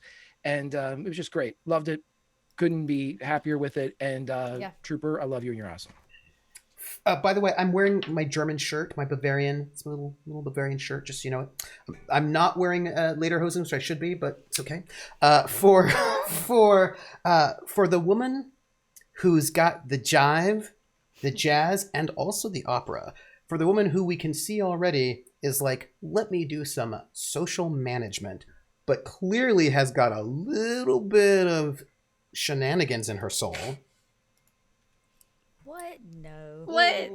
A little bit of, oh, you missed her. So sad. You were super late. I feel like we should throw it over to the laughing, the loving, the Lindying, Laugh Lindy. Yeah, I can definitely see how Frieda became that subtle social manipulator of like, oh, you were just too late. Maybe you shouldn't suck so much. Oh. She was totally here and she was super hot, let me tell you. So like, sad you missed her. I feel like Frieda is definitely that person you want as your wing woman, or like the person you want on your side. Like, yeah, I'll back you up, because she very rarely asks for things for herself, but she's definitely there to support the people that's in her circle. She's like, yeah, I got you. We're cool. I may not remember you because I'm super drunk right now, but I do have you. But I got you. I got you. I don't care if they're Nazis. I got you. Look, I've been on drugs before. It's fine. I got you. Because at this point in her life, Frieda was a bit of a wild child. I don't know if you believe that, but she was. I don't know if you could tell, but her uncle might be a little bit of a bad influence. No. It's fine because she had the dear Regina and the dear Oscars back. Even though she did not go with them, she was like, I'm here to deflect things in case people ask questions about it. And also, like, I have things here still, and there's booze. So Just taking my notes. And accidentally muted myself. Yeah. So just super great to see a pleasant and happy Frieda, and not just the kind of demure and beaten down over the past 9 years Frieda, because very shortly after this, within the next year or sooner than that, Frieda gets to get married, and she's so happy about it. Yeah. She's not, but I loved this flashback, getting to see young Oscar and young Regina, and finding out that Frieda is the oldest out of all three of them, which has not happened to me in an RPG in forever. It makes me kind of go like, oh, these poor babs. I love them so much. You can find me online at Laugh Love Lindy, just caring about this campaign and all the other campaigns I play in way too much. Follow me on Twitter for what I do and when. Typically on my channel we have things every Monday and Tuesday, and tomorrow we have our penultimate or ultimate, I don't know yet, it's kind of weird, Monster of the Week. It was going to be a 3-shot, but it might be a 4-shot because we fucked around a whole lot. So just tune in tomorrow night for shenanigans because they're going to be hilarious. And yeah, thank you so much for having me here. I am so delighted to get to be Frieda and integrate myself into this world and universe. Before I toss it over to a person who's a dot, but also a person, it just occurred to me that actually that this is probably one of the last times these three people saw each other back then. Probably, because yeah. Shortly after that, some person gets recruited into military intelligence business. Somebody else saves their friends by joining the SS. And keeps this whole crew of people, Dora, Mel, all these folks from getting rounded up. Yeah. So somebody makes a sacrifice and leaves the theater world to go do a very different kind of a job in about a year or so. And then somebody else ends up in a terrible, terrible relationship with a person that, everybody is terrible. Yeah, so I was just kind of thinking about the ways in which there's this one moment where these three people... Maybe if someone hadn't left the country, I don't know, whatever, it's fine. Yeah, well, Angelo left the country... Because he probably would have been killed. It's fine. I get it. He was encouraged to leave. I wonder by who. I guess that's I wonder by who. Gosh. Yeah. I wonder who did it.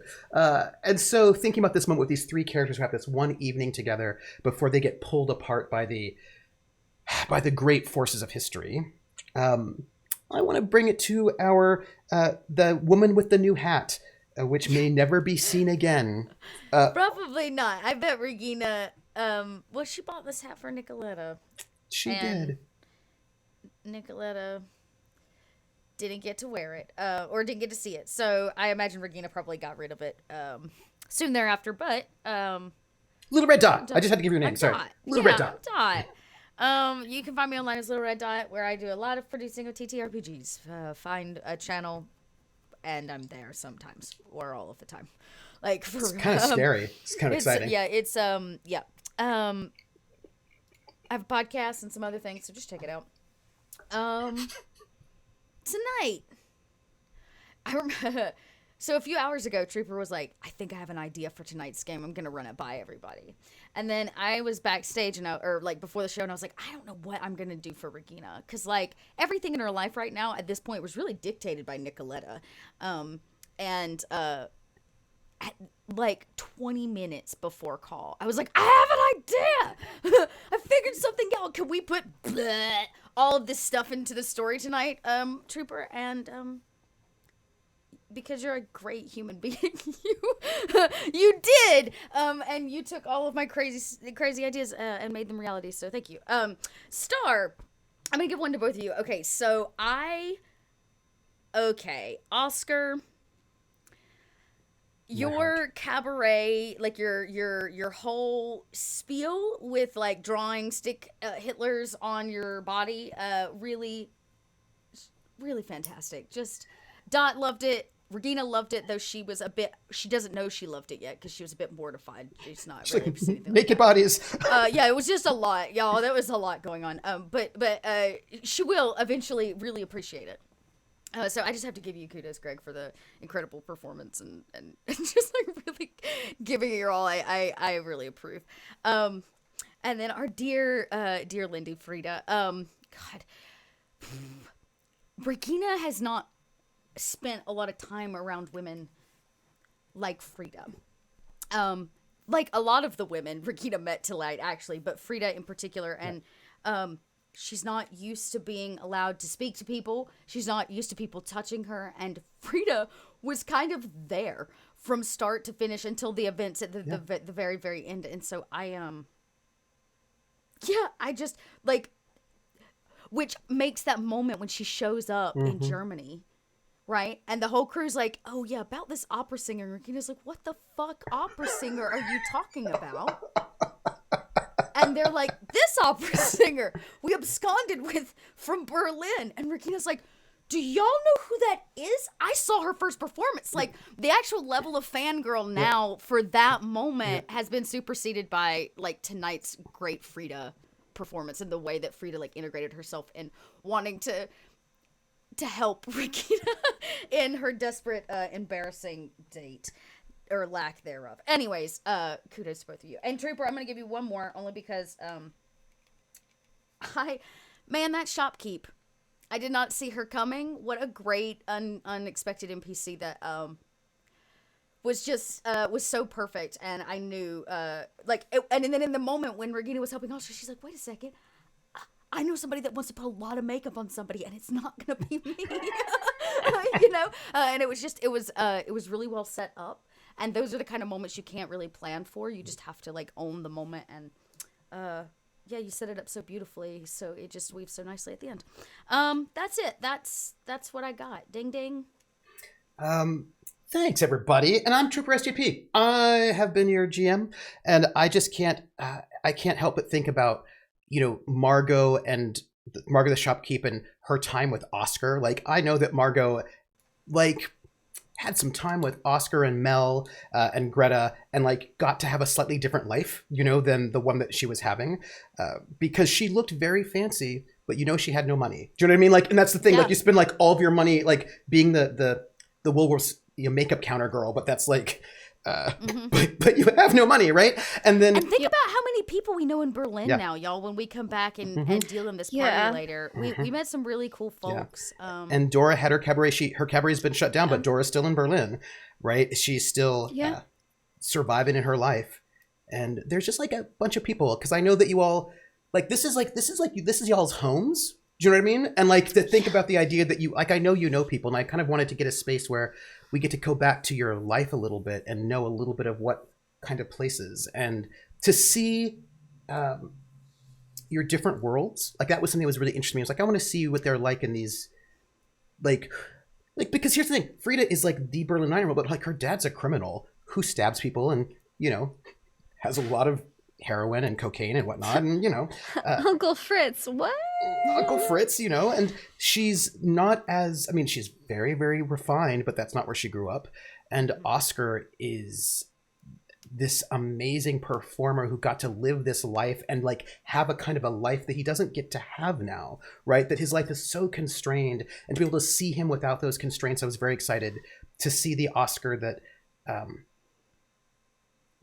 got to be free, right? An Oscar who was free in a moment, and to see Regina outside of the spheres of influence that she'd been shackled by was something I was also really interested in, because she was so constrained. And I was like, okay, well, what happens if she's not in that space? If she's in a... Right, if Nicoletta doesn't show up to run your life for a night. Like, what happens then? I imagine that the events of this is actually what spurned Regina to become who she becomes, right? This idea of a protector and an art lover and, like, protecting of the people. Like, all of that was entirely spurned by tonight's actions and activities. And I just am very excited. So I want to thank you all. It was so well done. It was such a great episode. I love flashback episodes. Thank you all for being here. And I have got, and I was just like, but Mel died. And I was like, hey, Greg, guess what? Mel's going to say that he's going to be with you forever until you're, like, we're super old men together. Yep. Because I care about you. Because, that was when you were young and you could imagine it happening, right? Oh, yeah. No, I did it because I care. I'm just going to take it. But, because he loved you so desperately. And that was that moment. But I'm thinking about, you can't really know what you've lost until we could see it a little bit. Like, these are the things that were lost, right? And I don't know, we'll come back next week and we'll see. I feel like y'all have some plans, all of y'all. You're like, we're We're going to do some stuff, right? No. We're going to do some stuff. So I've been messaging you about that for weeks. You have been, though, and I'm very excited. So thank you all for being here. Thank you, audience, for sticking with us. I appreciate every single one of you who've been here with us. Thank you so much. Next week, I'm very excited. We're going to have the whole crew back. And hey, people, they've got a doctor in the bunker. They've got a bunch of people hanging out in the bunker. We got 2 doctors in a bunker. Mm-hmm. I'm gonna steal one of them doctors. I'm not gonna lie. I'm just gonna let you know now. Yep. I'm just saying, there's a bunch of plans. There are a bunch of people. Bunch of plans. There are a bunch of people, bunch of plans, and I feel like they're planning on murdering everybody who's going to this Wannsee conference in a month. So I feel like that's what's happening. I'm gonna see what happens. There are worse things in death. No, that's true. We're in the Nazi killing business. They're in the Nazi killing business, and business is good. So thank you, everybody. Take care of yourselves, and I want to say thanks for being here, and we will see you next week with more City of Light and Shadow. Give hugs to those you love, and that might also include yourself. Hug yourself, everybody. Take care. Bye.